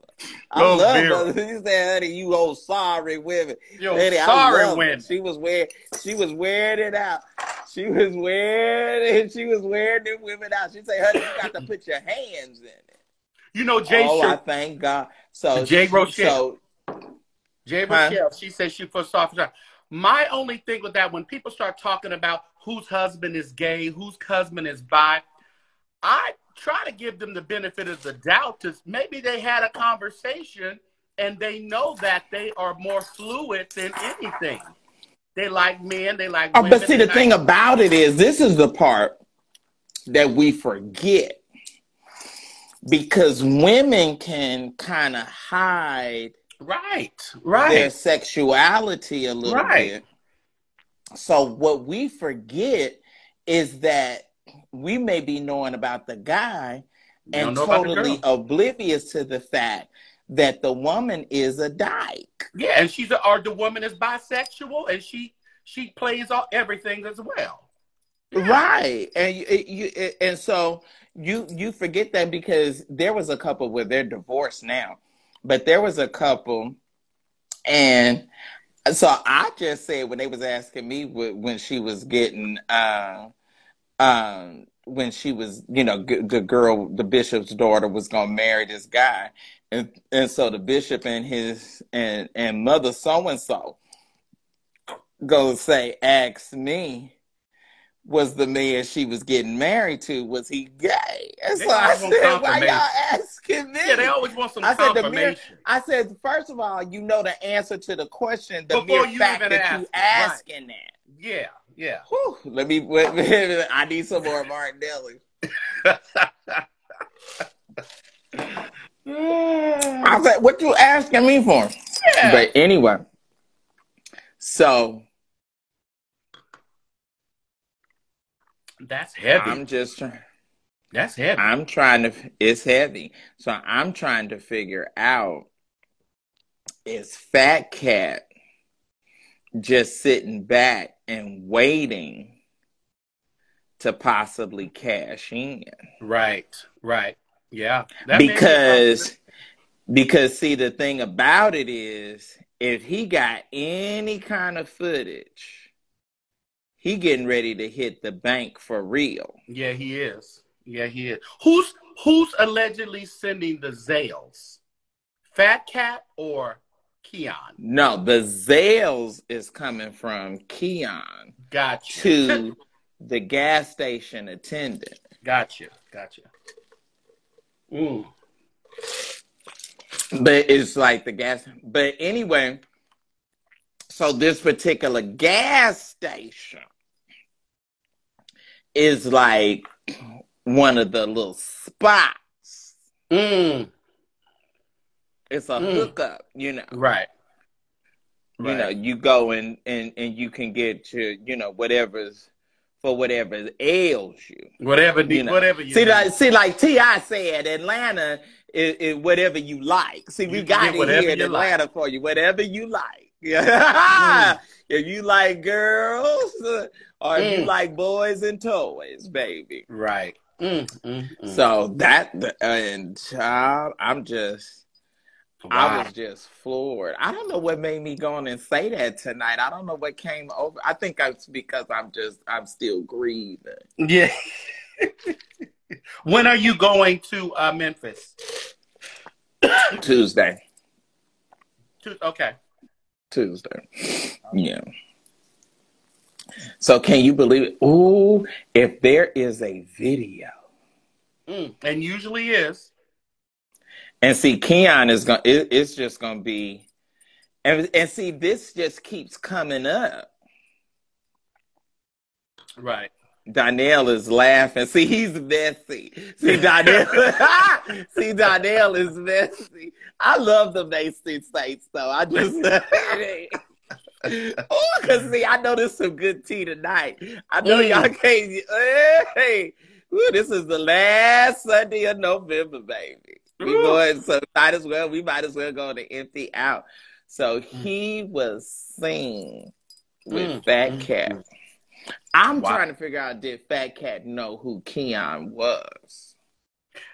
I think Fat Cat ain't nothing but a church boy who knows who everybody is. So you think Fat Cat is a church sissy? I think he is. I think he is. And he knows who to go after. Or knows. I mean, look like Dwayne Dawkins. Okay, you can Google anything, and I'm sure Pastor Dwayne Dawkins came in and he done gave him pictures. I'm sure. So he knew what he was doing. Oh, he's premeditated. Yeah. Woo! See, see, he's going in. See, it ain't just no by happenstance. See, this boy is strategic. Usually it never is. Yeah. It's mapped out now because Well, I'm wondering, does he have any other videos with any other church people? well, I don't know. Mm. Maybe someone has done investigative work on went on his. Well, we gonna. OnlyFans. That's what I got to get my street committee. Y'all got to get out there and see. Y'all got to go and see Fat Cat and see if he done had any other preachers. Search it Maybe out. that might be what he does. He might goes after the preachers. Huh? Right. It might. He might go after. But see, and then but see, I think Dwayne went after him. I think Dwayne sought him out. He probably saw him out. Well, his OnlyFans, because Dwayne was living in Florida, right? Yeah, but what I'm saying is, I think Dwayne sought Fat Cat out to. Mm-hmm. I think Fat Cat. I think Dwayne wanted Fat Cat. Right. And to my understanding, the only way that Fat Cat would get with Dwayne was that he had to be able to record. Right. Yeah. So he can sit on all the panels he wants and try to play the I'm being transparent, to get that sympathy. But no, you got caught.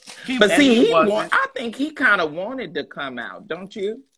I think so. Because no one in their right mind is going to tell somebody, record me. I'm a pastor, but let's record screwing and put it on your OnlyFans. Or just have the camera set up. Or you can just see, first of all, let me tell you something. If you pulling down your drawers, leave your cell phone in the car. Right. See, you're not getting ready. You know what I'm saying?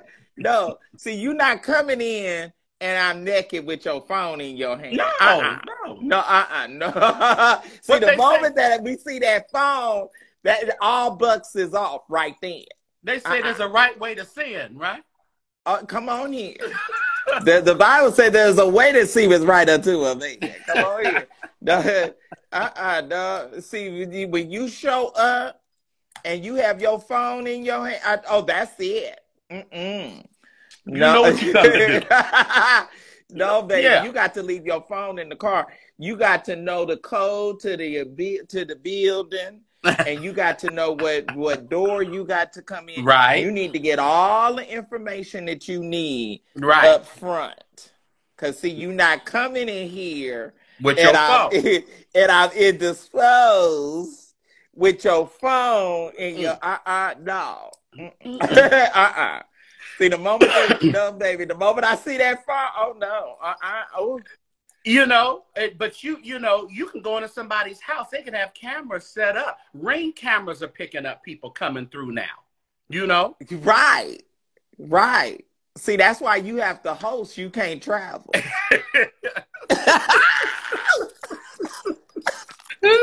You're not mobile. Yeah, I know, baby. See, that mobile gonna get you in trouble.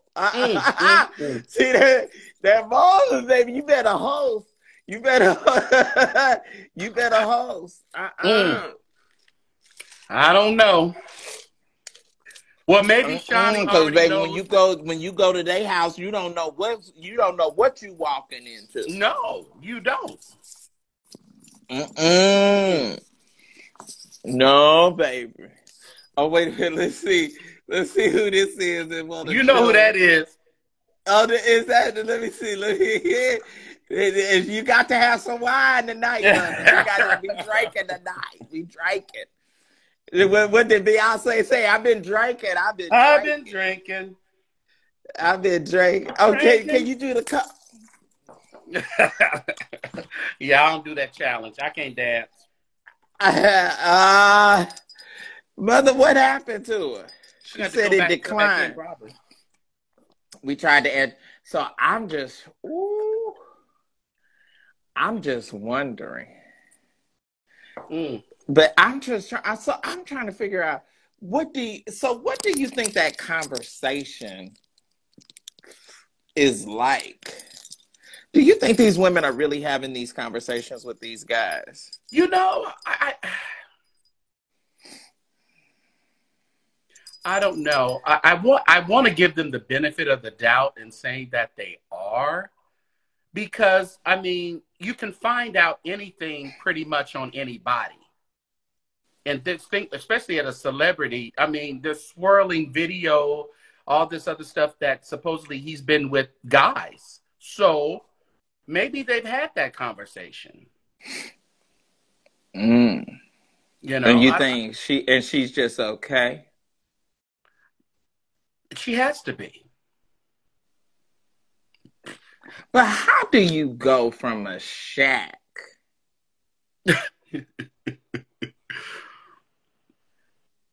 You know, and see the thing about it is like she has young, you know, hip kids. Right. You know what I'm saying? So Yeah. all that she's not aware of. He probably whipped it on her.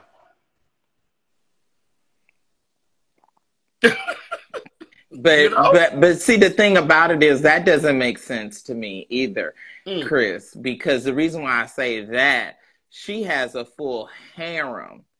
You know what I'm saying? Like, she's open the whole NBA. True. And celebrity, you know, right. like Evelyn. And see, the thing about it is when you're at that level, they pass you around like a joint. Like, they're not that, you know, exactly. Yeah. Because see, the thing about it is they're not very open to somebody else outside of that whole arena getting in. So that's why you have people like Evelyn, people like Hazel, and you're wondering, okay, they just was with this NBA player. Yeah. Now they with this NBA player. So because they are not necessarily open to just letting some outside chick in that whole realm. Yeah. So it's not like Shani, the executive producer of Basketball Wives, and Shaq's ex-wife. It's not like the NBA is not open unto her. Yeah. Yeah. She could have been with anybody. They met, child. Let me pour into you. Child, this is how they met, because she was his ex-wife's friend. Oh, okay. Ain't he low down? And she came to speak. She came to the church to speak for an event that she was having for women. My. I forget what that ex-wife's name was. Yeah, I if I had my other laptop went down, so I can't read that. But she had some kind of business. Yeah, she was some kind of successful entrepreneur. Right. So, and you know, he lied about that. He was lying and saying that they wasn't divorcing and that they wasn't having trouble and all of that. You know, because didn't you call him? I remember back in the. Didn't you call? Yes, yeah. You know, I likes to call. Yeah, I'm gonna call. I'm gonna call about Fat Cat. But see, I've been holding it. See, I've been waiting, but I don't know what came over me that I don't know. I saw that commercial. Did you see the commercial? I saw a little clip of it online. And it was so fake and so contrived. I just said, I just had to say something about it. I just couldn't, I just couldn't let it go. I just had to. I mean, and she's sitting up there. Oh, and then the thing about it is, I was just like, how insulting is this for you to use a basketball analogy to describe your, you know what I'm saying? Like that's, you know, that's throwing shade to Shaq. It is. Yeah. And I just love, well, I like Shaq. You know, I kind of like him. Well, he just came out and said that he didn't treat her right. He was a horrible husband. He did say, he interviewed and said that about Sean. Yeah. Well, I remember when he was going with a woman here in Atlanta when he was still playing basketball, and we all went to the popular salon. Then was Jackie Colors. Felicia and Henderson. I remember, that's her name. Felicia Henderson? Felicia Henderson. Thank you, Kathy. Thank you, Kathy. Now, Kathy, what kind of business was Felicia in? Or what kind of business is she on? Because she got some kind of business. She was a success. And maybe, you know, Keon may not, is he sort of like a gold digger? Getting these rich women. He showed Shawnee, he knew that church was going down during the pandemic, and made sure he married her, didn't he? Because his funds, everybody. Child, they got together so fast. Funds slowed up during the pandemic for churches. He had to get another stream of income. And see, he happened to pay out hunks and chunks of money to cover up his secret lifestyle. Right. So, yeah. Because I don't know how much money did Ernest get.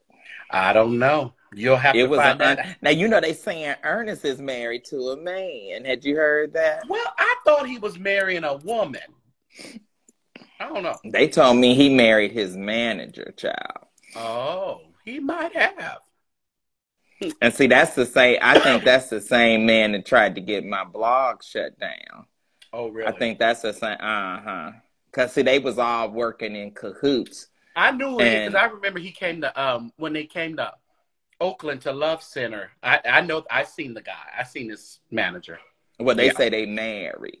Oh, okay. Because, you know, Ernest, before the pandemic, Ernest was going to start a church in Memphis. And I hear he's because I think he's originally from Memphis. I see they're calling him either apostle or bishop or doing something. They're calling him. Who, Ernest? Yeah, I seen it online. Oh, yeah. Child, please don't make me throw this hat. Yeah, he's something. Oh, yeah. Ooh. Lottie Dottie and everybody. Anybody can be an apostle. Donald Duck. I'm so sick of the apostles. I don't know what to do. What are they birthing? What are you presiding over? I don't know.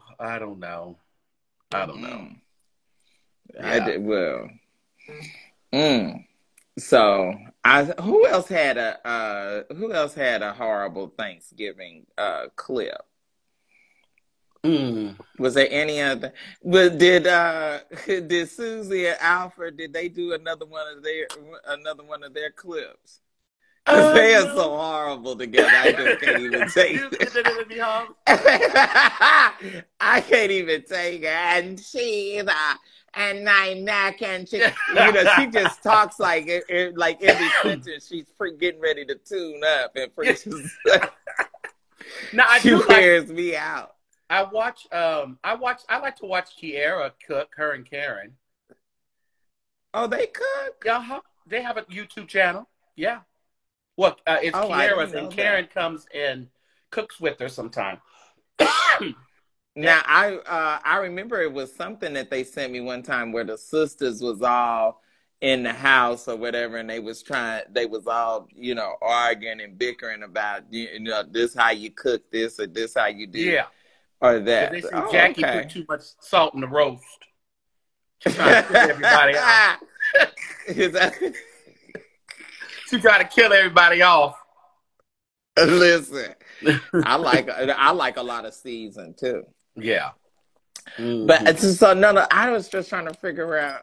I'm trying to figure out who else had a horrible Thanksgiving little cook. Because what was that? That was last year when they had them chef hats on. Susie and Alfred. Yeah, they had this.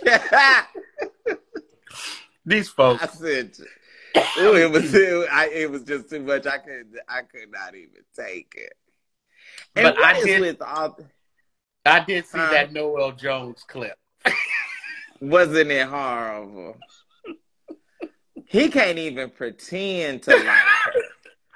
Come on. I mean, at that age, you get married for companionship and an arrangement. What's love got to do with it? Come on. I don't know. He would have married And then, her but he long just time ago. hasn't been right since he had prostate surgery. Because, see, they said that they took his whole prostate out. Really? Can you even? Yeah. Can you do stuff after that? I don't know. Not without help. No, they got that pump thing. You know, you can pump it up. But see, that's the whole thing about sex. Sex is impulsive. Right. You know what I'm saying? Like, you got to get turned on. Hold on. Let me go pump up for about 30 minutes. Yeah, let me go and make it. No, see, you're supposed to get turned on, and your body is supposed to naturally get moist. And right. And your nipples getting red. You know, it's supposed to be. It's not. It ain't supposed to be contrived and planned out. And see, that's the best sex is that spontaneous, in the elevator and all of that, in the back of the car. Well, now, I'm not married, so I don't know what you're talking about. About who? Sex. I'm not married. Oh, you don't have? Oh, okay. Well, see, let me help you. Because, see, I don't want all that work he did on that cross to go in vain. So I want to make sure I got a good reason to be asking for forgiveness. Right. So let me go on and do it now. I'm going to have some tonight just for you. I'm going to have some extra. You my brother's keeper. Yeah. Yeah, see, I'm going to have some. Oh, okay, let's hit for Eric. I mean, for Chris. Since he ain't having none, let me have your portion. That's your reasonable service. Mm-hmm. Had you heard that Brian Korn asked her was gonna get married? I haven't heard that. He finally gonna take his peen off the market. I heard. And he was going to get married. Okay. Well, that means his churches are clear out. All the women gonna leave after he get married. No, that's what they do. That's what they did to Carlton. To Carlton Pearson? Yeah. After he got married. He's divorced, huh? No, see, you remember she called it off. She called it off and stayed with him, not unless she divorced him since the fall from grace. But to my understanding, she was going to divorce him. And she's been with him, but I heard something when he was on an interview a couple of weeks ago, and the person said, "Well, you single now?" Something to that effect. And he laughed. Well, see, now she was going to divorce him when the fall happened. And then she wound up staying with him. Now, if she divorced again, or filed again. And I was looking at his Thanksgiving, and he was cooking with maybe his daughter. He was by himself. And see, his wife was gorgeous. Right. So I don't know. But you never see her. You never. Well, child, did you see Bernard is back with his sons? Oh, yeah. They reconciled. Yeah. Did you see Manasseh? How big? Oh, yeah, he's swole, baby. He's swole. Yeah, Manasseh swole. Yeah. I didn't like Bernard running around talking about he the master prophet and he had some gray sweatpants on. He the master. I said that. He's trying to show you he the master. No, very little.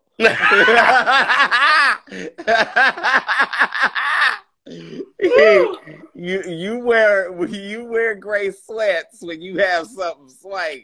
You don't be wearing those. And you got to look and try to find. And it's just poking.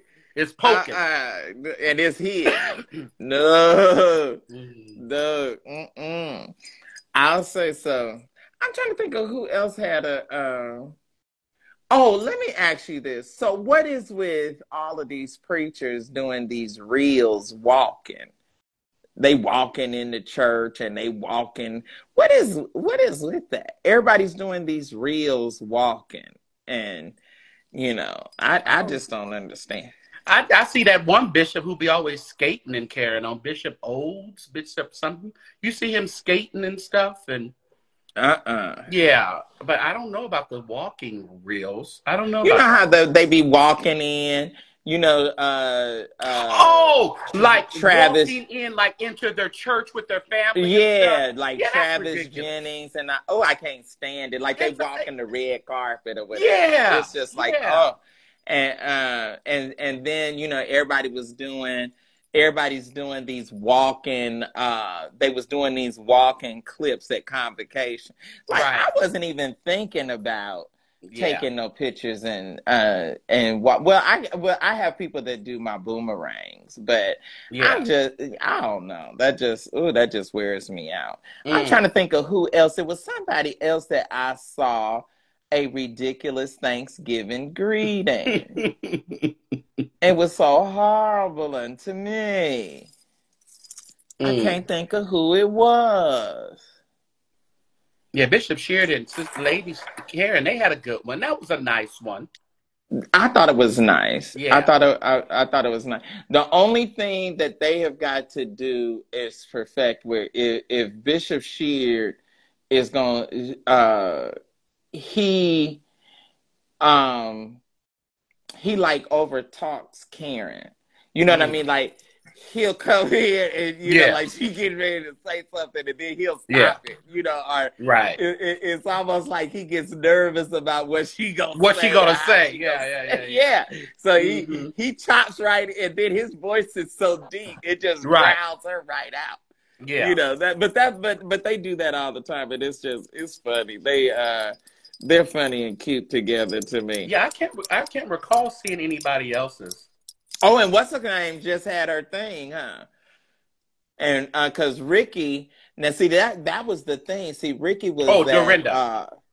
He was there for Dorinda on Saturday night, but the choir and Ricky Dillard, they had to hightail it to Houston because they was this weekend was Shawnee's birthday. Oh, and Ricky Dillard and what's the name of his choir? Generation. New Generation. They sang over at Keon Henderson today for Shawnee. Ricky's getting that money. Ricky is getting that money. Well, he had to become a senior citizen to get it. I know. That's the sad part about it. Yeah. Yeah. See, Ricky 60, ain't he? Gotta be. Or 59. Because he started at 30. He started at 31, 32 years old, back when he had the asymmetrical Jerry curl. Right. And it was dripping over one eye like Michael Jackson. Yeah. And matter of fact, because we went to his what wasn't that the 25th or 30th anniversary of New G? Oh, that musical. It might have been. Yeah. Because you got to think, even Kevin Lemons is 25 years old. Right. Kevin Lemons is 25, and I'm gonna tell you somebody else who's up there. James Hall. James Hall, I think, is 30. I think that's 30 years for him. And what was that famous song that he put out? God is in control. God is, Control. I think is every bit of 30 years old. It has to be, yeah. Easy. That put him on. What you call has been quiet. Hezekiah Walker. He has. He's been quiet. He has. He's been quiet. I wonder, will him and Monique go on and get back together? Let's move on. No, he don't need to do that. You know, sometimes you think comfortability is the reason to stay or go back to somebody. I don't see that as even, he better go about his business, and she need to go about hers. Mm. I think she's living in his house in Florida, right? Oh, she living in the mansion in Orlando? Yeah. I Well, thought she was in Charlotte. Well, I heard that she The was last in time I Florida. saw her, she was at the we was at GMWA. Oh, okay. She made sure to avoid me though. I used to, Monique and I, we were good friends. I hated that. You know, sometimes I hate when a story intersects and like where, you know, the celeb person, they take it personally, Right. you know. But I saw Sean Pennington at homecoming, and he even you know what, Sean didn't even send me that picture. He took a picture and he sent it to Hez. But yeah, they have been yeah, you know what, because they got to be that old, because what you call just had his 25th or 30th. Kevin Bond. Oh, did he? Okay, yeah. Yeah, he had a dinner or something. And for the record, I need to have me some kind of little dinner. I got to do my brunch again. Yeah, I'm going to do my brunch again in January. Yeah. Like, it was somebody else. I cannot think. And see, that's the thing. As soon as I end my live, it's going to immediately come to me. Exactly. Yeah. Yes. Well, the saints, y'all got to help me. Come on, Reverend. Come on, let's do this Cash App right now, everybody. Let's take a offering break here. Let's hit up the Cash App, Sir William G. McCray, III, or the Zelle is right there as well. The Zelle email address. So let's see if we can lift a nice little offering. I'm gonna give my offering as soon as I get off here. Oh, I appreciate you. Yeah, this week we got to. Oh my gosh. You know what? I really pray that when I view her body that I don't lose it. I know. You went viral already. You gonna do it again? I know it. Melvin. I hope I just don't. Because see, you know, I almost passed out when I viewed Nathan. When I viewed Pastor Simmons. I remember Mark House. I think. Well, see, Pastor Simmons had got so sick. Right. So you had. I remember when I saw him. Yeah. Yeah, I remember when I saw him, and I fainted in church, and they had to take me to the nurses. Say, yeah, you know, I kind of am melodramatic. I can't help it. And William will put on a good show. I don't be trying though. I know, but I'm just saying it's gonna come out. It's gonna come out. But I know, but I'm gonna give you what you need now. I'm gonna give you that draw. Look, and so LaShawn, I call it LaShawn. I got Power Jones. LaShawn, she said, "Come on." She said, "Come on." She said, "You knew this day was coming." She said, "Come on, we got to go through." And when I got to the casket, I thought I was going to collapse. They held me up, though. Oh, and it was winter. We had furs on. I think I had that black diamond mink on when we went down to, well, it's going to be cold in Memphis. See, you know, Pastor Simmons' funeral was so packed when you got off, because we had it at Craig Oliver. And when you got off of 285 on Cascade at the freeway exit all the way down Cascade, it was like a funeral procession. It was that packed getting up into that driveway. Oh, wow. Into that church. Oh, yeah. In fact, I'm going to tell you what I did. I drove on the wrong side of the street. And bypassed all the cars. I was driving. I had my green Van den Plas Jag then, baby. With all that wood grain. You know, I ain't never played no games now. I didn't never. Yes, I had the traditional emerald green. Yeah. Yep. Pastor Simmons sat in that car and anointed that car. Oh, wow. Oh, I miss him. It wasn't nothing like, and I just thought But see, I had taken 2 Valium and a Xanax to be able to get through. And I sat next to Patsy Alexander, and Patsy Alexander was going to make me have a full and complete nervous breakdown because she just sat there, ooh, ooh. That's how she kept when I was saying, Patsy, would you believe? So She said, oh, I just can't believe it. Nathan is gone. He didn't die. And she said that, and I was just like, you know, Patsy is the one that she's that master seamstress. Oh, okay. She the one. So she did Juanita Bynum's wedding. See, Patsy can sew, and it looked like it came out the store. Okay, it ain't all gathered up. And Patsy used to do Angelique's clothes, and Shelly would do a custom hat to go with whatever. Angelique had to be one of the baddest first ladies I've ever seen. Oh, wow. Every week Nathan had her. That girl was bad. They acknowledged her at the conference, right? Convocation. Convocation. Yeah, they was on. I wonder if she's going to come back, but now, well, I can't say. But I think she might be dating somebody that's a Kojic pastor. Is that right? I didn't know she was that pretty. Mm-hmm. Yeah. She is a gorgeous girl. Yeah, she is. She is a gorgeous girl. Dating somebody in Atlanta? Mm-mm. Oh, he's somewhere else. Okay.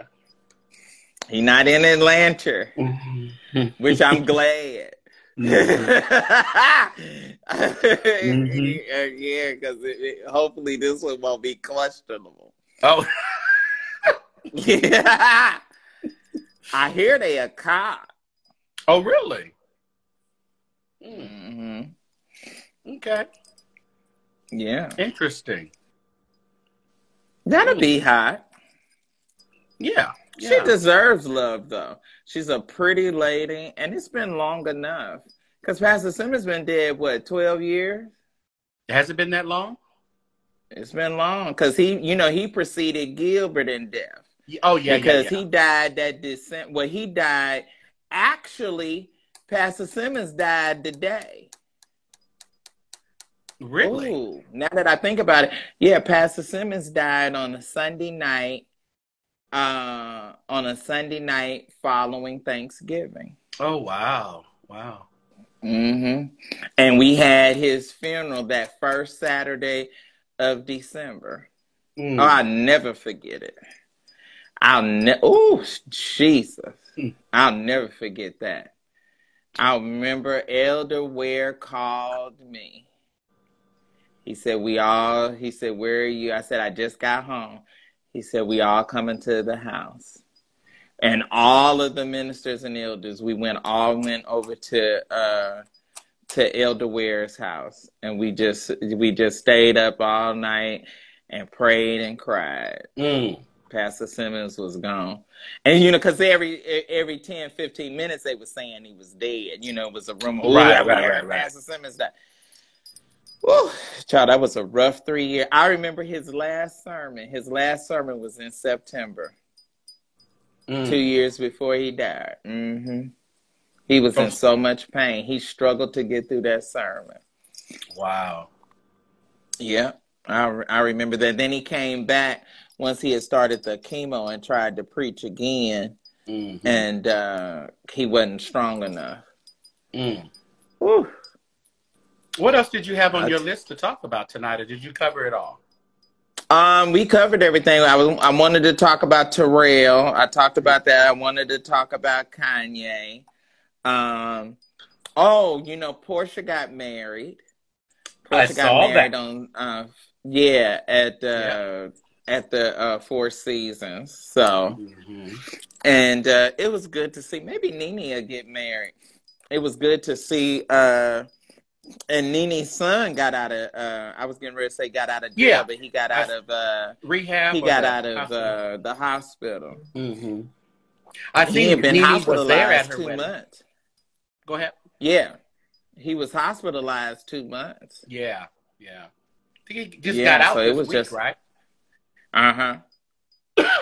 Yeah, so, and I talked about that. What else did, Snoop Dogg's daughter got engaged. Mm. And then John Legend you saw the boy that tried to steal John Legend's Porsche, was just gonna get in the Porsche and drive off with it. Yeah. Yeah. Okay. I'm trying to figure out what else was it. Was it some more good old church guy? I We just can't talked get about over. I Keon. gotta get Somebody this put Keon. confirmation on Brian We Carn talked about Keon. asking this girl, huh? Somebody asked about Keon Henderson. We talked about that already. You got to do the replay. We talked about Keon. You got to go back and see the replay, baby.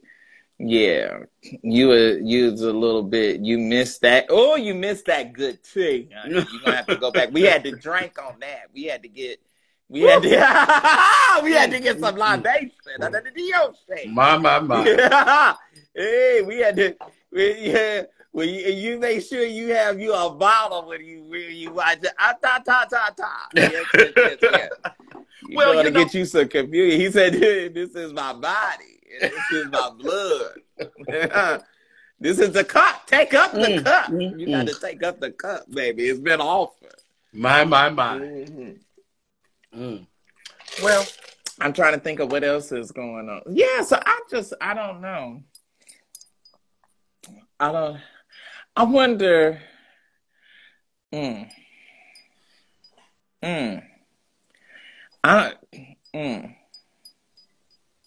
Well, we're gonna see what this reality show, what this reality show renders. Right. Maybe Fat Cat will make an appearance. Maybe that's what they were talking about. They're going to intertwine him into the show. That's probably what he was talking about. Maybe so. Yeah. Maybe so.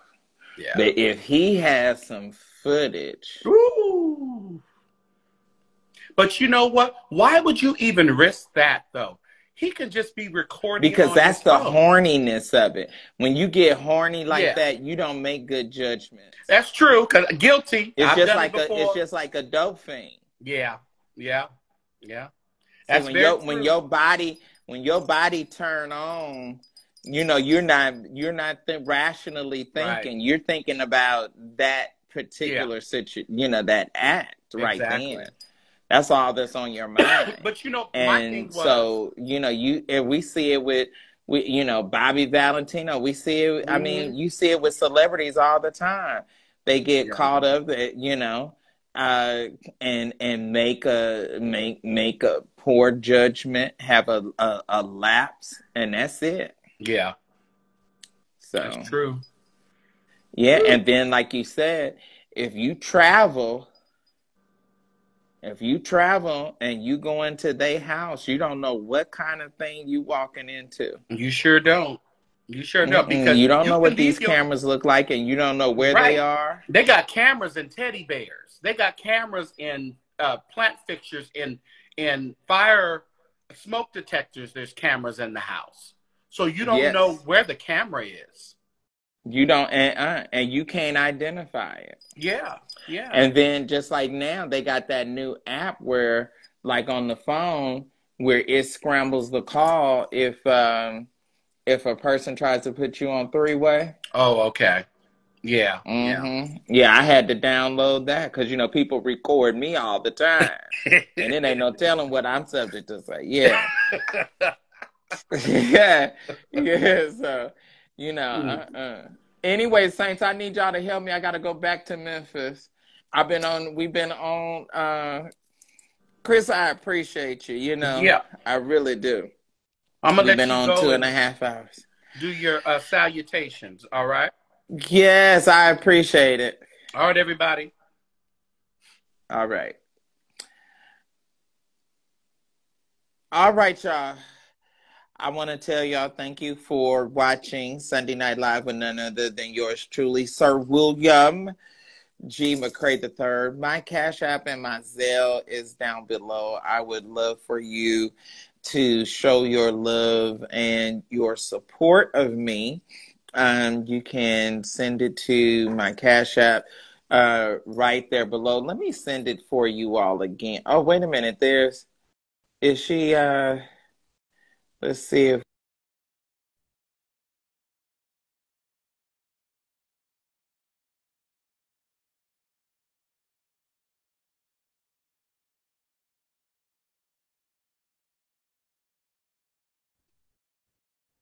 There we go. How you doing? doing, baby? Baby, I'm gonna be all right. And I wanted to chime in, but you know these old high-end houses, these old ones, the reception ain't that good. So you just have to deal with the best way you can. Shit. That's it. How was Thanksgiving, baby? It was wonderful. I didn't cook not a damn thing. And I told folks, don't bring your ass to my house because ain't gonna be nothing there but an opportunity to the air and the opportunity to get your feelings hurt, and in some cases, ass. That is too funny. Why? I thought you was gonna cook a little something for Poppy. Fuck Poppy, shit. You over there with that hoe? Let her cook you something to eat, shit. I cooked for your ass 30-some years. Hell, give her a chance to cook. She fucking. I heard that. Mm-hmm. But mother, I'm gonna get on off of here, but I just had to let you come on and say, hey. Well, baby, you know I love you, and I am so. I love you too. What happened? Oh, you said the house of the reception was bad. Yeah, and they're my siblings are supposed to be getting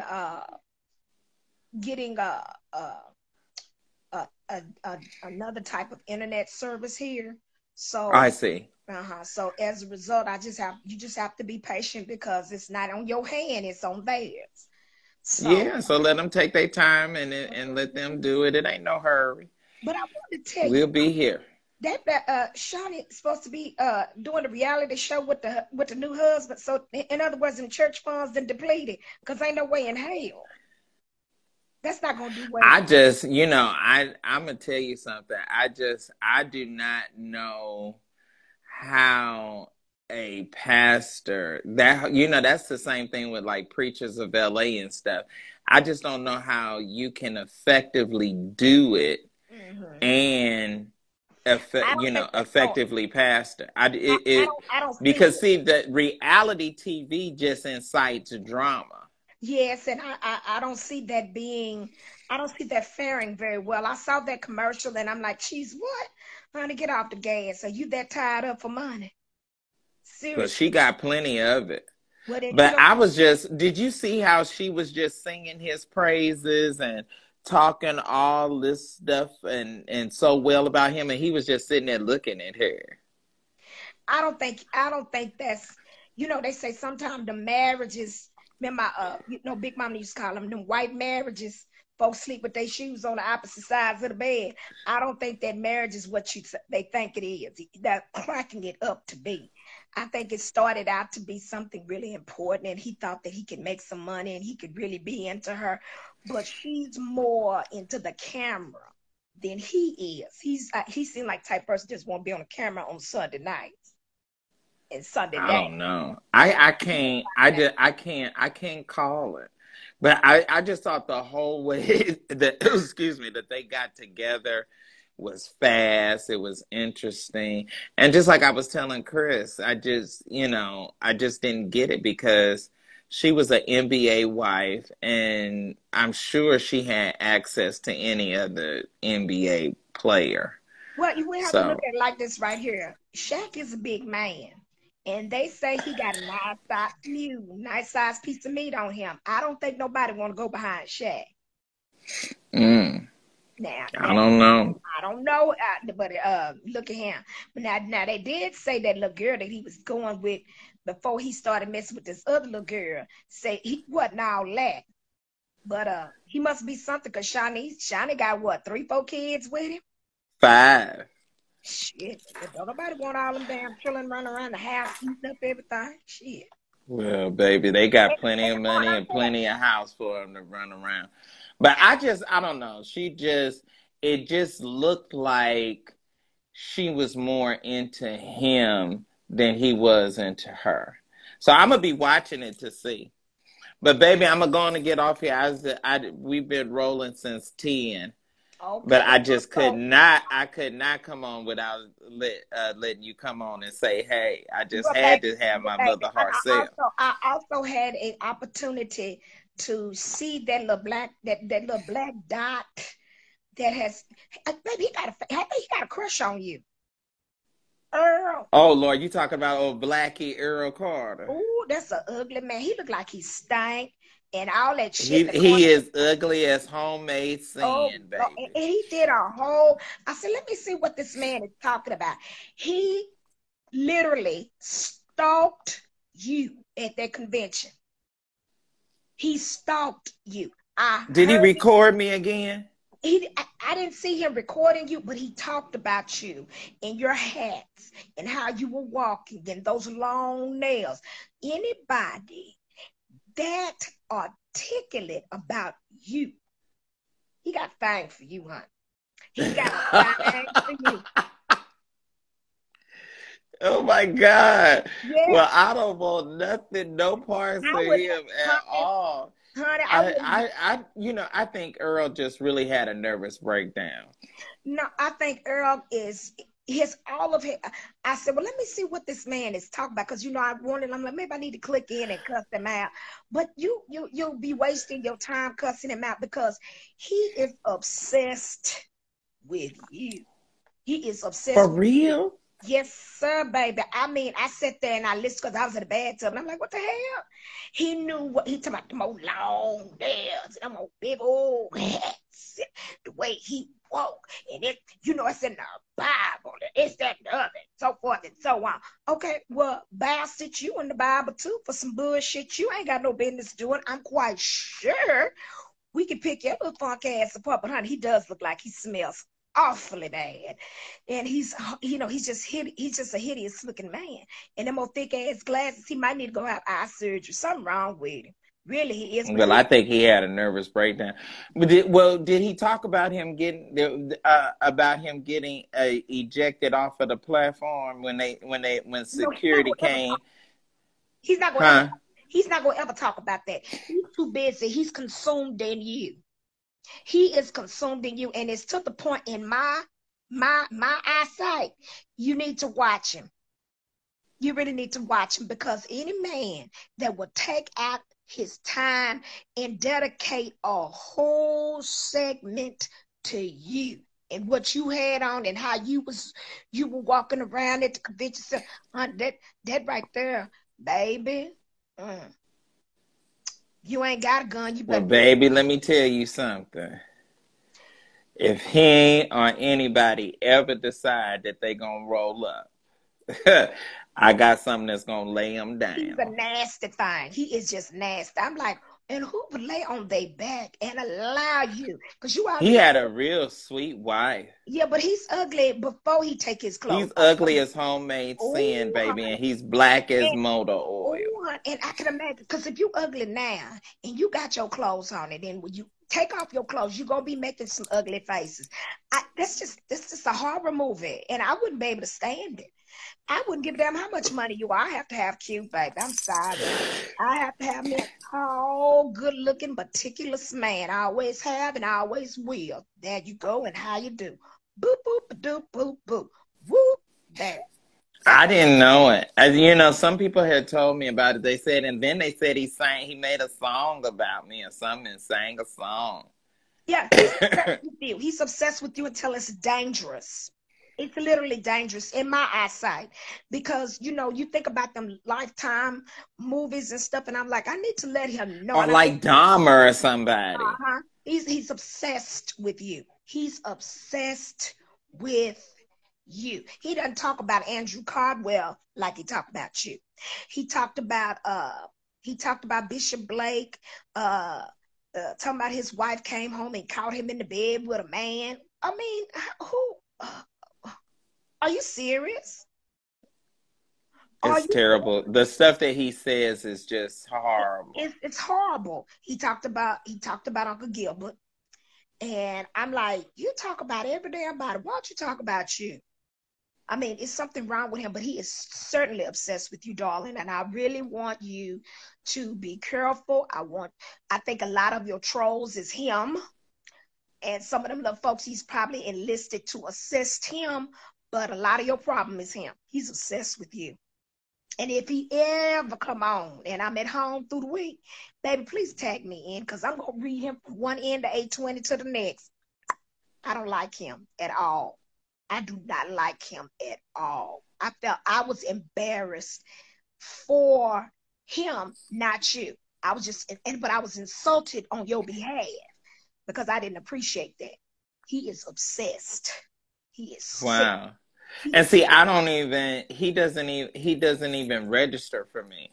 So I don't even pay him any attention, but so many of them, Mother herself, feel like, because I am the creator of this space, they feel like they have to say something about me to get clicks and to get views. All of them have to talk about me. Well, here's my position, and I'm going to stand on this, and I'm going to keep standing on it. I've been in the salon business all over 30 plus years. You cannot define who and who is not gay. It ain't none of his business. I mean, a guy in the neighborhood. But I don't even think that that's important. I'm just saying the fact that, I'm confident in who I am. So I don't have to talk about another blogger. It's just like when you turn on Channel 5 News, the anchor is not talking about and running down the person on CBS. No, they're not even interested in what's going on in CBS. They're interested in and a lot of them help each other. And that's the same thing that's the same way that I approach this. I don't care what no other blogger is talking about. And I respect that. And I know this for a fact. But my concern was the way he talked. And it was this one he just got off of. And I know I looked at it the other night before I came to work over here with Papa. He was sitting up. He can take everybody you talk to, everywhere you went, that man was watching you. I don't like that. I don't appreciate that. And as a woman, as a mama, because I look at you as if you mine. Right. I would handle that. I would handle that. He's one of those type of people. A street nigga need to whoop his ass because he's too obsessed. Those are the types of men that sit up and badger people because they have a love and a lust for you. He talks, like, how would he know what you look like with your clothes on? He ain't never been in the bed with you. He don't know anything about you. He don't know anything about you. And he said that Uncle Gilbert and them should have set you down, and what did he say? Bishop Blake should have set you down. But then you come right back in the same tone and you talk about these people. There's something wrong. And my concern is, and I'm a woman first. I'm a mother. I'm also a fool last. And I know what the hell I see. And I know a stalker when I see a stalker. You just make sure the people that are around you start looking at him, because there's something wrong with him. Wow. He's obsessed with you. I want Chrissy Pooh to go back and look at it. Because he could, because he's a man and, he can, Chrissy Pooh say he was calling him names. Well, okay. And then also, too, I'm thinking because of the skin tone, because you guys are high yellow and his ass is all black. He got a problem with that. Well, my grandma used to say the blacker they are, the more evil they are. But I don't know. It's crazy. It is crazy. And I don't even pay attention to him. I really don't. I know you don't, because as long as I have been on here with you, you've said very little about him. And that's, you had nothing to say about him. I mean, because he's not even an important topic, but I wanted to let you know. I don't appreciate it. I don't. And I wish I knew who, that's gonna be my next thing. I need to find out who's overseeing him and let them know y'all need to do something about him. Because down here in Texas, we don't like that. Well, I appreciate the words of wisdom. I love you, baby. I love you too, and I want you all to please, please, please, please dig in your purses, under your breastications, in your ooh-oos, wherever you keep your money. Bring it out. Them little hidden funds and stuff, and help him to get up to the Queen's service, because you know why? He's going to bring back commentary and pictures and A lot of us won't be able to go or get as far in as he can, but it takes monies. It takes monies, and he's going to need money to eat. He's going to need money to get there and get back. He's got to make sure his suits, his coats, everything is together. Well, we want him to look good on our behalf, and we would love it. And I'm going to send my donation, but I want you all to send yours as well, because every little bit counts. If it ain't nothing but $15, please. Please. And if Thank you so much. If you all have a connection with some friends up there at one of them 5-star hotels where he can have him a suite, please help him. If you have a connection, I mean, use your resources to help him, to help you. That's all I'm asking. And I would appreciate it. It would come humbly.